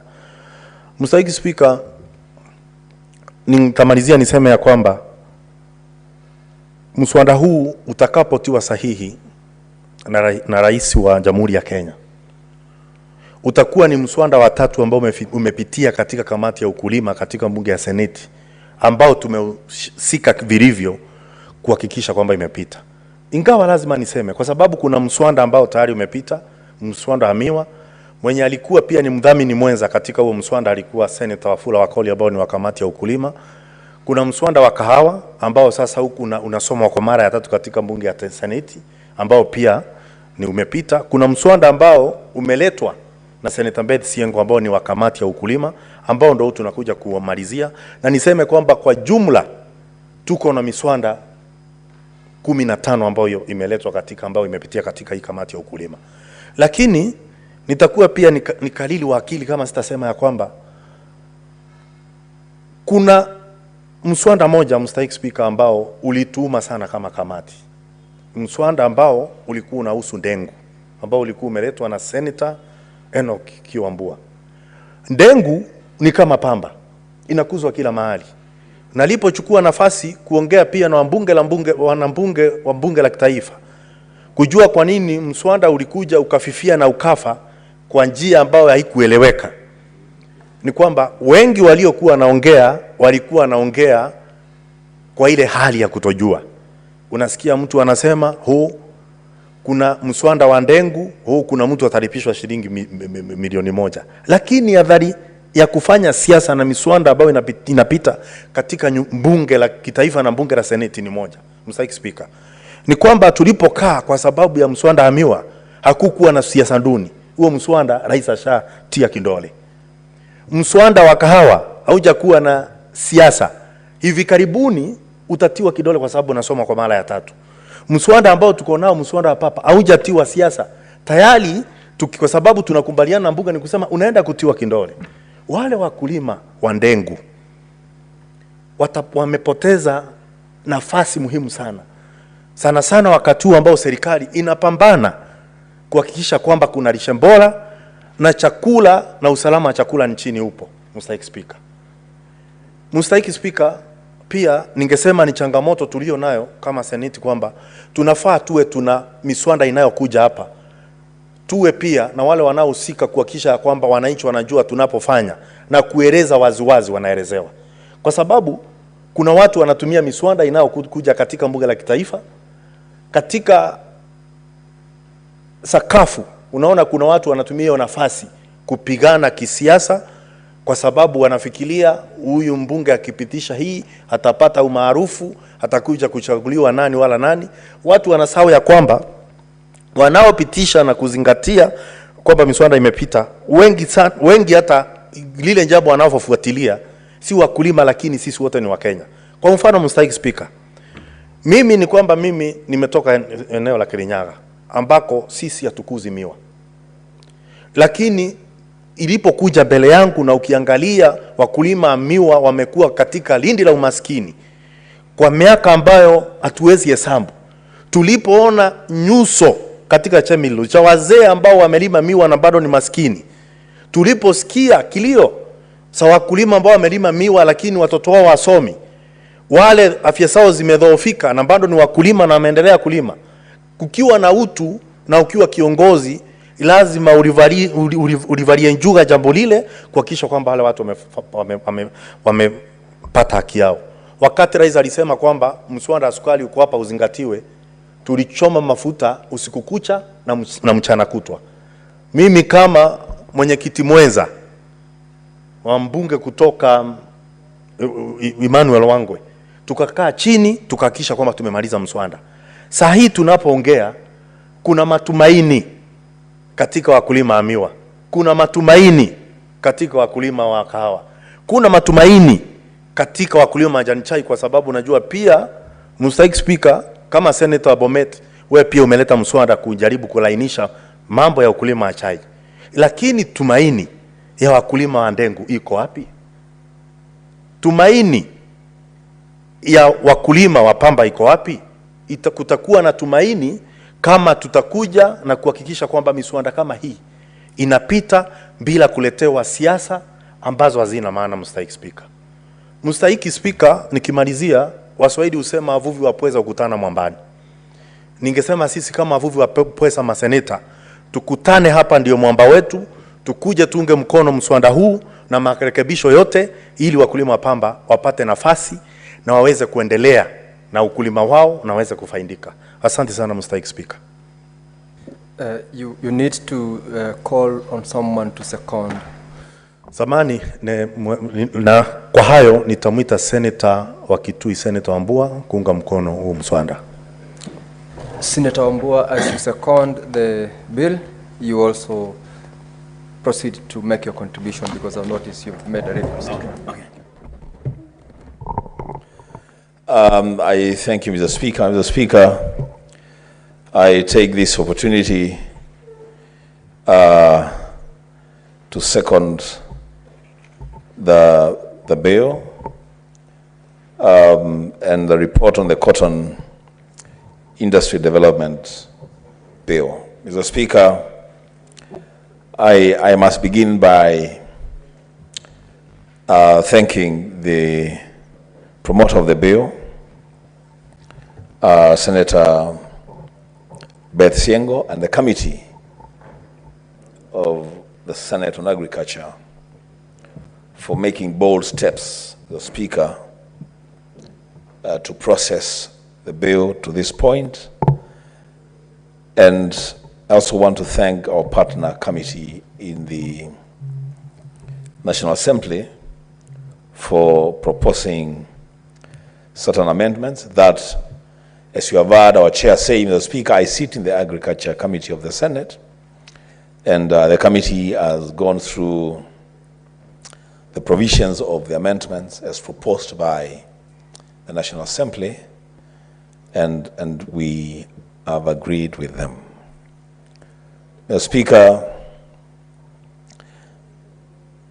cotton in this country, at some point, not now, used to be a major source of foreign exchange. A lot of Kenyan farmers earned a lot of money from this crop.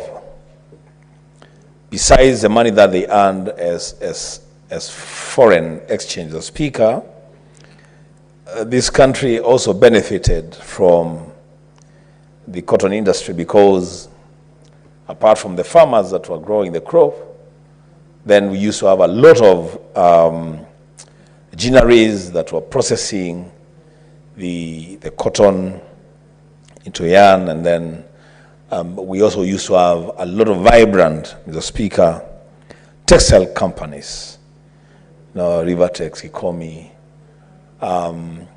When we were growing up, Mr. Speaker, because that time we used to have cotton fields in Kitui, and the story of second-hand clothes, popularly known as mutumba, was not a very popular story when we were growing up in the 70s, late 70s, Mr. Speaker, and early 80s, because then cotton growing was still very vibrant, and people would easily buy newly manufactured clothes in the country because the raw material for that then would be cotton.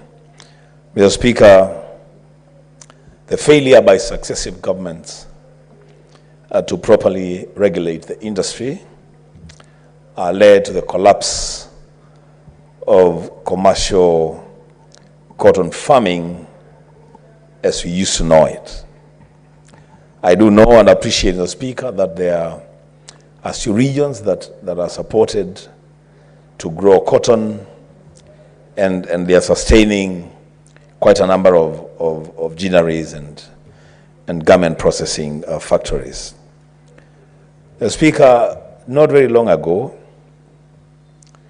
we had a commitment from the outgoing ambassador of the United States of America in Kenya, Meg Whitman, that the United States government would continue to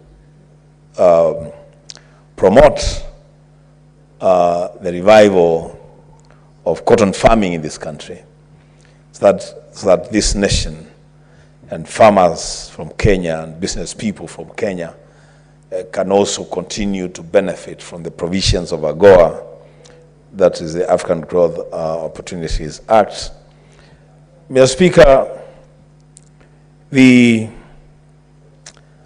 sorry state of affairs as we stand today is that we have cotton or garment companies in this country that are forced to import cotton and cotton products from as far as China and other African countries to process and manufacture clothes. And yet, we have areas in this country that are very, very conducive for cotton growing. Mr. Speaker, it is my prayer and my wish that this bill will pass and be ascended into law by the President, so that then the benefits of cotton farming in the regions that cotton is grown, farmers may not begin to realize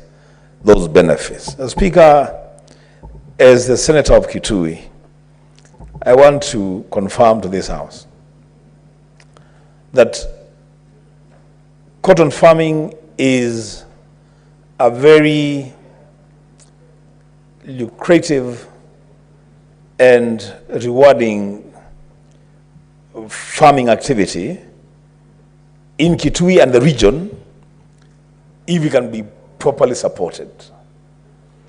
We still have some ginaries that have stalled that don't operate. Of course, most of them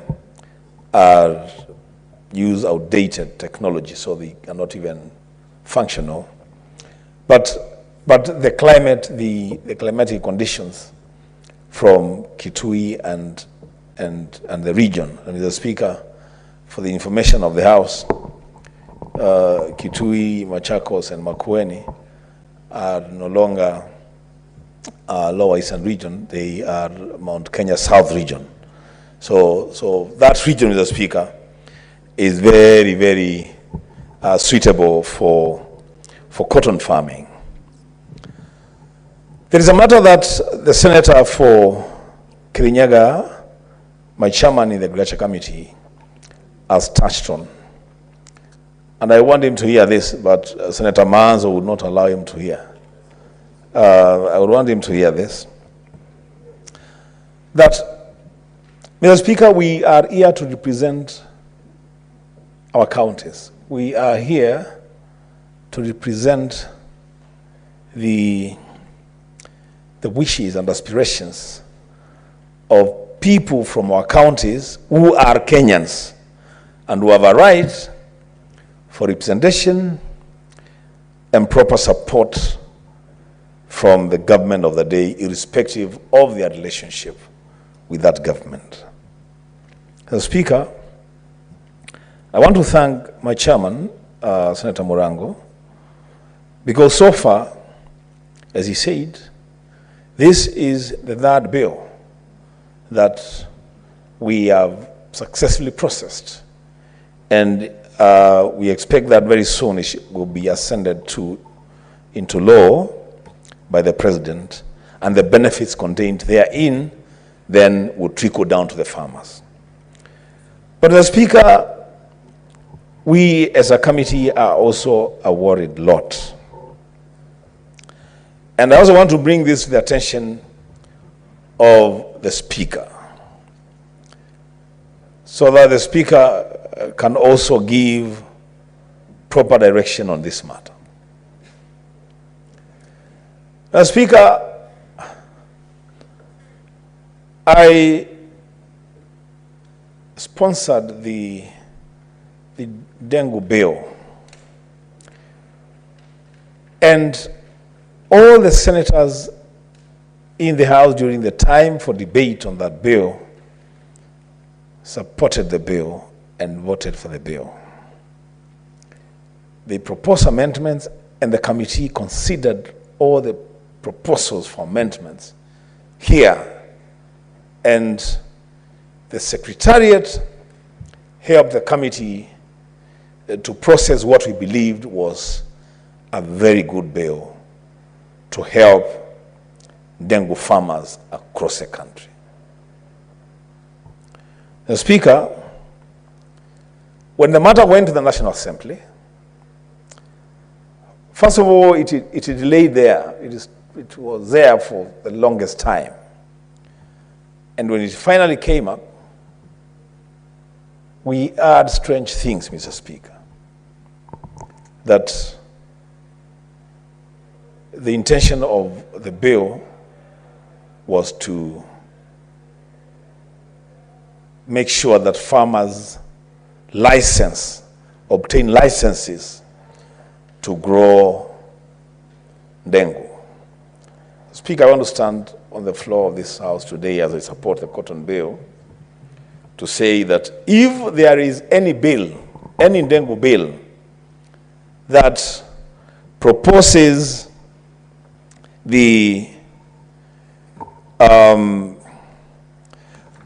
that proposes the licensing of farmers to grow the crop, then that is not the bill that we processed in the committee. That's not the bill that the Senate passed. that must be another bill from another place, because that provision is not there in that bill, Mr. Speaker. And on the basis of that bill, the bill was shot down at the National Assembly. But what is even more worrying, Mr. Speaker, is that naturally, if a bill is rejected in one house after having been passed in the other house, the natural consequence of that is to take that bill through mediation. That's a natural consequence. But here's a situation there where, Mr. Speaker, once that bill was rejected at the National Assembly, then I have not heard of any communication about any mediation on that bill, and the matter has just died there. Mr. Speaker, the Ndengu farmers in this country deserve better. They are Kenyans. They want to be supported just as the tea farmers want to be supported, just as the coffee farmers want to be supported, just as sugar farmers want to be supported, just as any other farmer, even livestock farmers, want and deserve to be supported.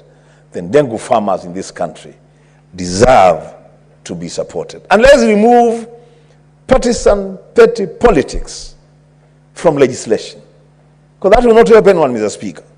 I expect, Mr. Speaker, that at the convenience of this House, perhaps when we resume, then, Mr. Speaker, a mediation will be constituted, a mediation team will be constituted to look into the Ndengu bill and see if there is any clause there that talks about licensing of farmers, and that will be the first clause we are going to be removing from that bill. But I can assure you, Mr. Speaker, there is no such clause in that bill.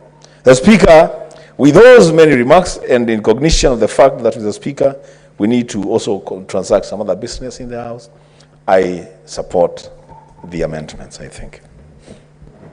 I second, Mr. Speaker, I second. Thank you, Senator Wambua. Now, Honorable Senators, I propose the question that the National Assembly amendments to the Cotton Industry Development Bill, Senate Bills number 5 of 2023, be now considered. I can see we have got members who are willing to contribute to this, and I'll start with Senator Mongatana Danson.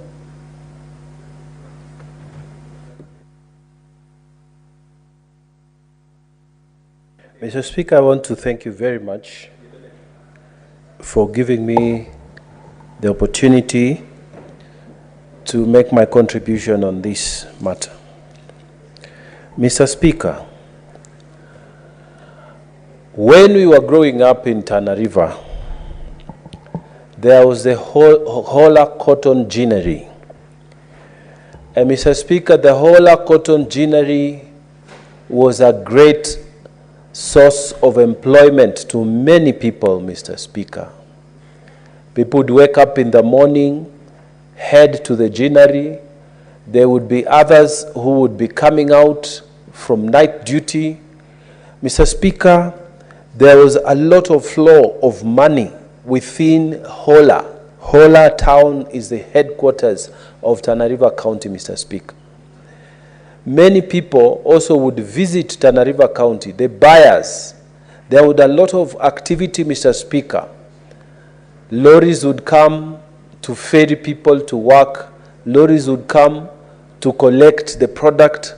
Mr. Speaker, money would flow in a very predictable way. The town was a town that was bustling with economic vibrancy.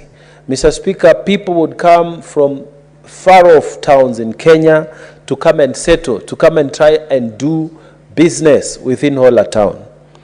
Mr. Speaker, unfortunately, the Hola Cotton Ginnery died, and it died a very sad death. Mr. Speaker, when I heard the chairman of Agriculture Committee moving, I called him aside and asked him, you have been mentioning various counties where cotton was being produced and cotton growing and production needs to be revived. Why not mention Tana River? And he has promised, Mr. Speaker, that he will come in that direction. Mr. Speaker, why am I mentioning this? In some of our counties, Mr. Speaker, like Tana River County, the businesses that are going to actually spur economic growth as they used to in many years ago when we were growing up, they were agri-based businesses, Mr. Speaker. Those businesses that were doing some form of manufacturing from the products that came from farming, they were the ones that were giving greater source of employment to the people of Tana River County. Mr. Speaker, when the ginnery closed down and you were told somebody has purchased the infrastructure, we expected that there will be injection of capital, there will be a fresh start, maybe new machineries will be brought. But Mr. Speaker, that was just a dream. Nothing has happened since that time. Mr. Speaker, we have been following. And personally, Mr. Speaker, when elected as senator, we have been following this matter. We have been promised again by the national government that they will revive that cotton ginnery.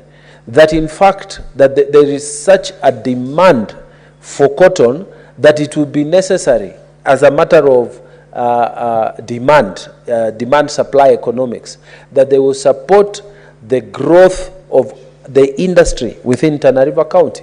But Mr. Speaker, that promise has not come to happen. Mr. Speaker, I want to join those who have said many times that we wish well for those who are doing coffee farming, they get government support. Tea farming, they get government support. And so on, they get government support. But for those of us who have been doing cotton farming, using irrigation in Hola, we have not gotten any government support since the closure. There's been no attempt at all, Mr. Speaker, to revive that industry, despite promises being given by government. Therefore, Mr. Speaker, we are happy that today we are passing a law that says that they will be deliberate in supporting the growth of cotton industry within Kenya. And Mr. Speaker, I pray that since cotton grows in areas that have rain deficiency, such as Tana River and other areas that have been mentioned before, Mr. Speaker, we pray that the government will put money. This law, we are going to pass it. As we debate here, I know many people will support it, and I'm asking all other colleagues who are not seated but listening to this debate from outside, that this is one crop that if we give it proper support, proper infrastructure support, like we are giving to coffee, to pyrethrum, to sugar, to tea, Mr. Speaker, a lot of farmers from areas that were previously thought to be marginalized, they will start making good money and they will start living the life, the dream that Kenya promises. So, Mr. Speaker, I stand here to really support this bill in the mediated version. I support the amendments that have been brought.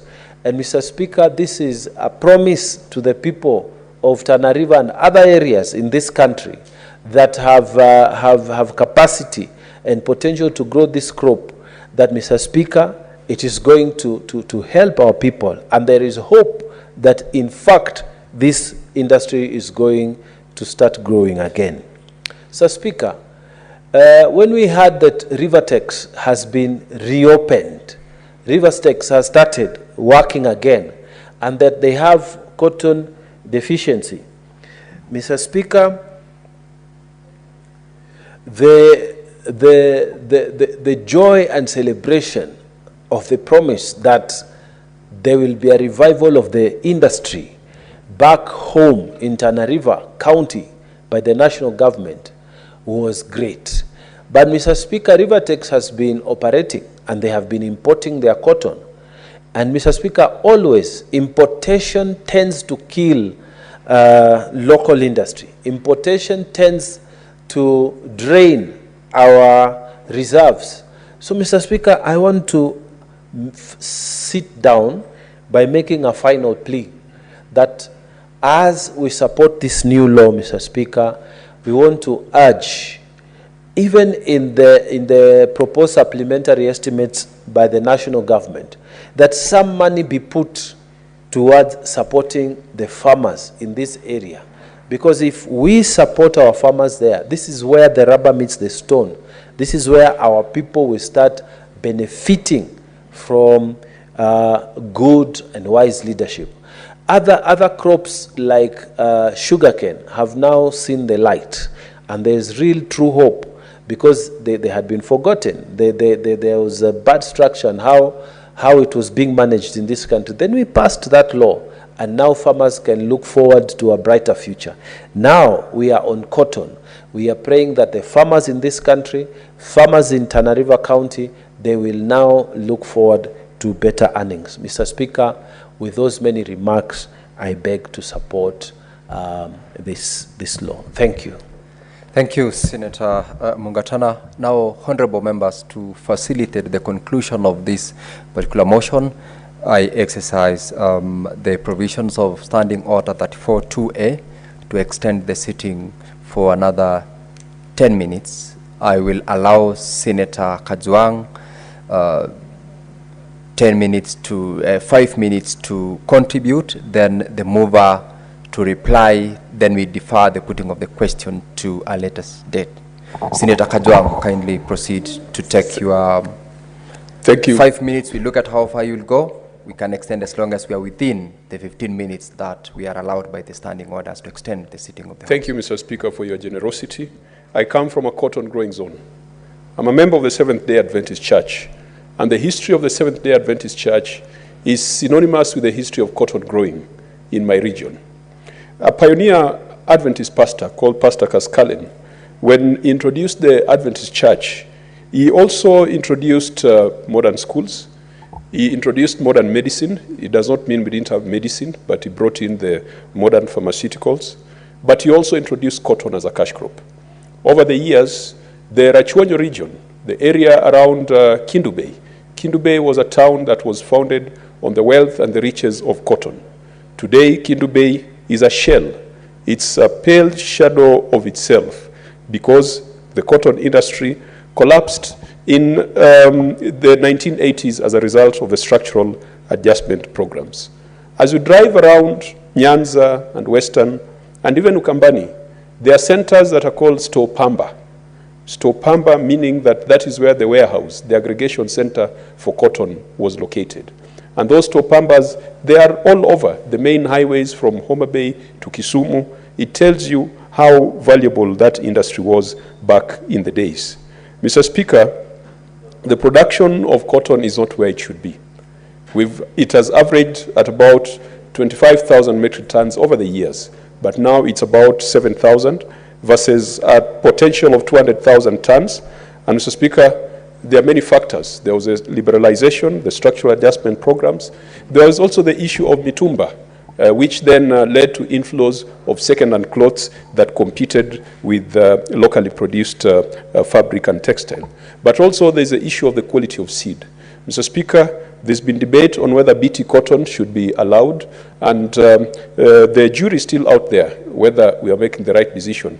But the right decision must be adoption of seed and technology that is pest resistant. The generations, and even growing up, cotton growing was a very labor-intensive activity. And so, Speaker, there are certain factors of production which may have changed and which may have shifted our comparative advantage as a country. Land is not as big as it was back then. Families are not as big as they were back then. Polygamy thrived because when you are a polygamous man with a huge cotton farm, you had an entire army that would go out to the field to work on the cotton farms and to harvest the farm. Indeed, Mr. Speaker, you notice that one of the things that fueled slavery in the United States and in other countries was cotton production because it was extremely labor intensive. We need to innovate. We need to ensure that this board that has been proposed in this particular bill is a board that drives innovation, drives the adoption of technology. Because after the repeal of the statutes that abolished slavery in the United States, they still continued growing cotton. but they decided to turn to technology to replace the slaves and forced labor. And so, Mr. Speaker, I support this establishment of the Cotton Board. We, however, need to be very clear and tell the country what our strategy and thought process is with regards to agriculture. This country has evolved our strategies and thoughts around agriculture. When Mwai Kibaki took over, Professor Peter Anyang' Nyong'o and his team came up with the agriculture sector development strategy. And no, it was the SRA, I think it was a strategy for revitalization of agriculture. And it is that strategy for revitalization of agriculture that led to the consolidation of the various agricultural boards into one super agency called the Agriculture, Food and Fisheries Authority. Over the years, we've been in a process of unbundling that AFA, because now we've got a fisheries authority, we have a tea authority, we've got a dairy board, we are now having a livestock authority in the cards, and now we are talking of a cotton authority and a sugar board. So we need to be very clear, very deliberate when it comes to policy and when it comes to industrial strategy, because industrial strategy is the thought process that takes advantage of a nation's comparative advantage so as to elevate it in the global market. Our comparative advantage lies around agriculture because of favorable weather. Our comparative advantage lies around logistics because of location. And those are the things that we must exploit. Right now, with the election of Donald Trump as the President of the United States of America, we are not sure of the future of the AGOA arrangement. And we know that Athi River and the EPZs, most of them thrive on that AGOA arrangement. So, Mr. Speaker, I know this is outside this bill, but those of us in the Agriculture Committee, we now need to bring the executive so that they pronounce themselves on the country's direction and strategic thinking when it comes to that sector. Because from the days of Anyang' Nyong'o, when we had the strategy for revitalizing agriculture, there have been changes. Along the way, in 2010, we decided to devolve agriculture. That was a very, very significant policy direction for the agriculture sector. The agriculture policy was published in the year 2016. I am not sure, my chairman, whether that policy has been adopted by the cabinet. Because if a nation whose economy is agriculture, is based on agriculture, which provides the highest number of employment opportunities, does not have a sessional paper or a policy statement that has been adopted by the cabinet, it means that we are flying on autopilot. These are things that we will push the government and the executive to put in place. Mr. Speaker, within my remaining 1 or 2 minutes, let's ensure that even as we provide the role of county governments in this legislation, that county governments then do not become a hindrance. Let them be facilitators. Sometimes county governments can be a problem by introducing additional tariffs, by introducing additional cess, by introducing additional registration requirements. I have seen somewhere in the report that even where the county government has the responsibility of registering cotton farmers, there will be no cost to it. But let's also think about the distribution of seed and input to those farmers. It should never be a centralized approach. Mr. Speaker, perhaps we need to take the approach that the Kenya Tea Development Authority has taken, where distribution of fertilizer to tea farmers is not done by a central bureaucracy, but is done through the tea factories. And that should apply here, so that we don't have situations of those Linturi fertilizers finding their way in cotton farms, and therefore compromising the output of our cotton farmers. Mr. Speaker, I support this. There are a lot of things I would have said about this, but ultimately, as a country, we need to find those things that we are good at, invest in the things that we are good at. Cotton would be one of those things. Coffee is already one of those things. Tea is one of those things. Let's take advantage of the things that we are good at and project ourselves as a leader in those areas. If the independence fathers were able to make cotton a valuable product, if entire economies, like in Western and Ukambani and even parts of Tana River, parents could take their children to school on the basis of cotton earnings 30, 40 years ago. What about today, when you have better technology, when you've got better varieties, better breeds, when you've got a bigger population that can provide a market for our cotton? Mr. Speaker, this should not be seen as another process of import substitution. But in our minds, we must prepare ourselves that we'll still need to compete with the best when it comes to the cotton and textiles and apparel sector. people like Vietnam, people like Lesotho, people like even Botswana. There are countries that have made this a comparative advantage, and we must be ready to compete with them. Let us not cheat our farmers that we will shield them from the vagaries of globalization. They must fight. They must find their space within the global markets, because producing cotton is one thing, connecting the farmer to markets is another.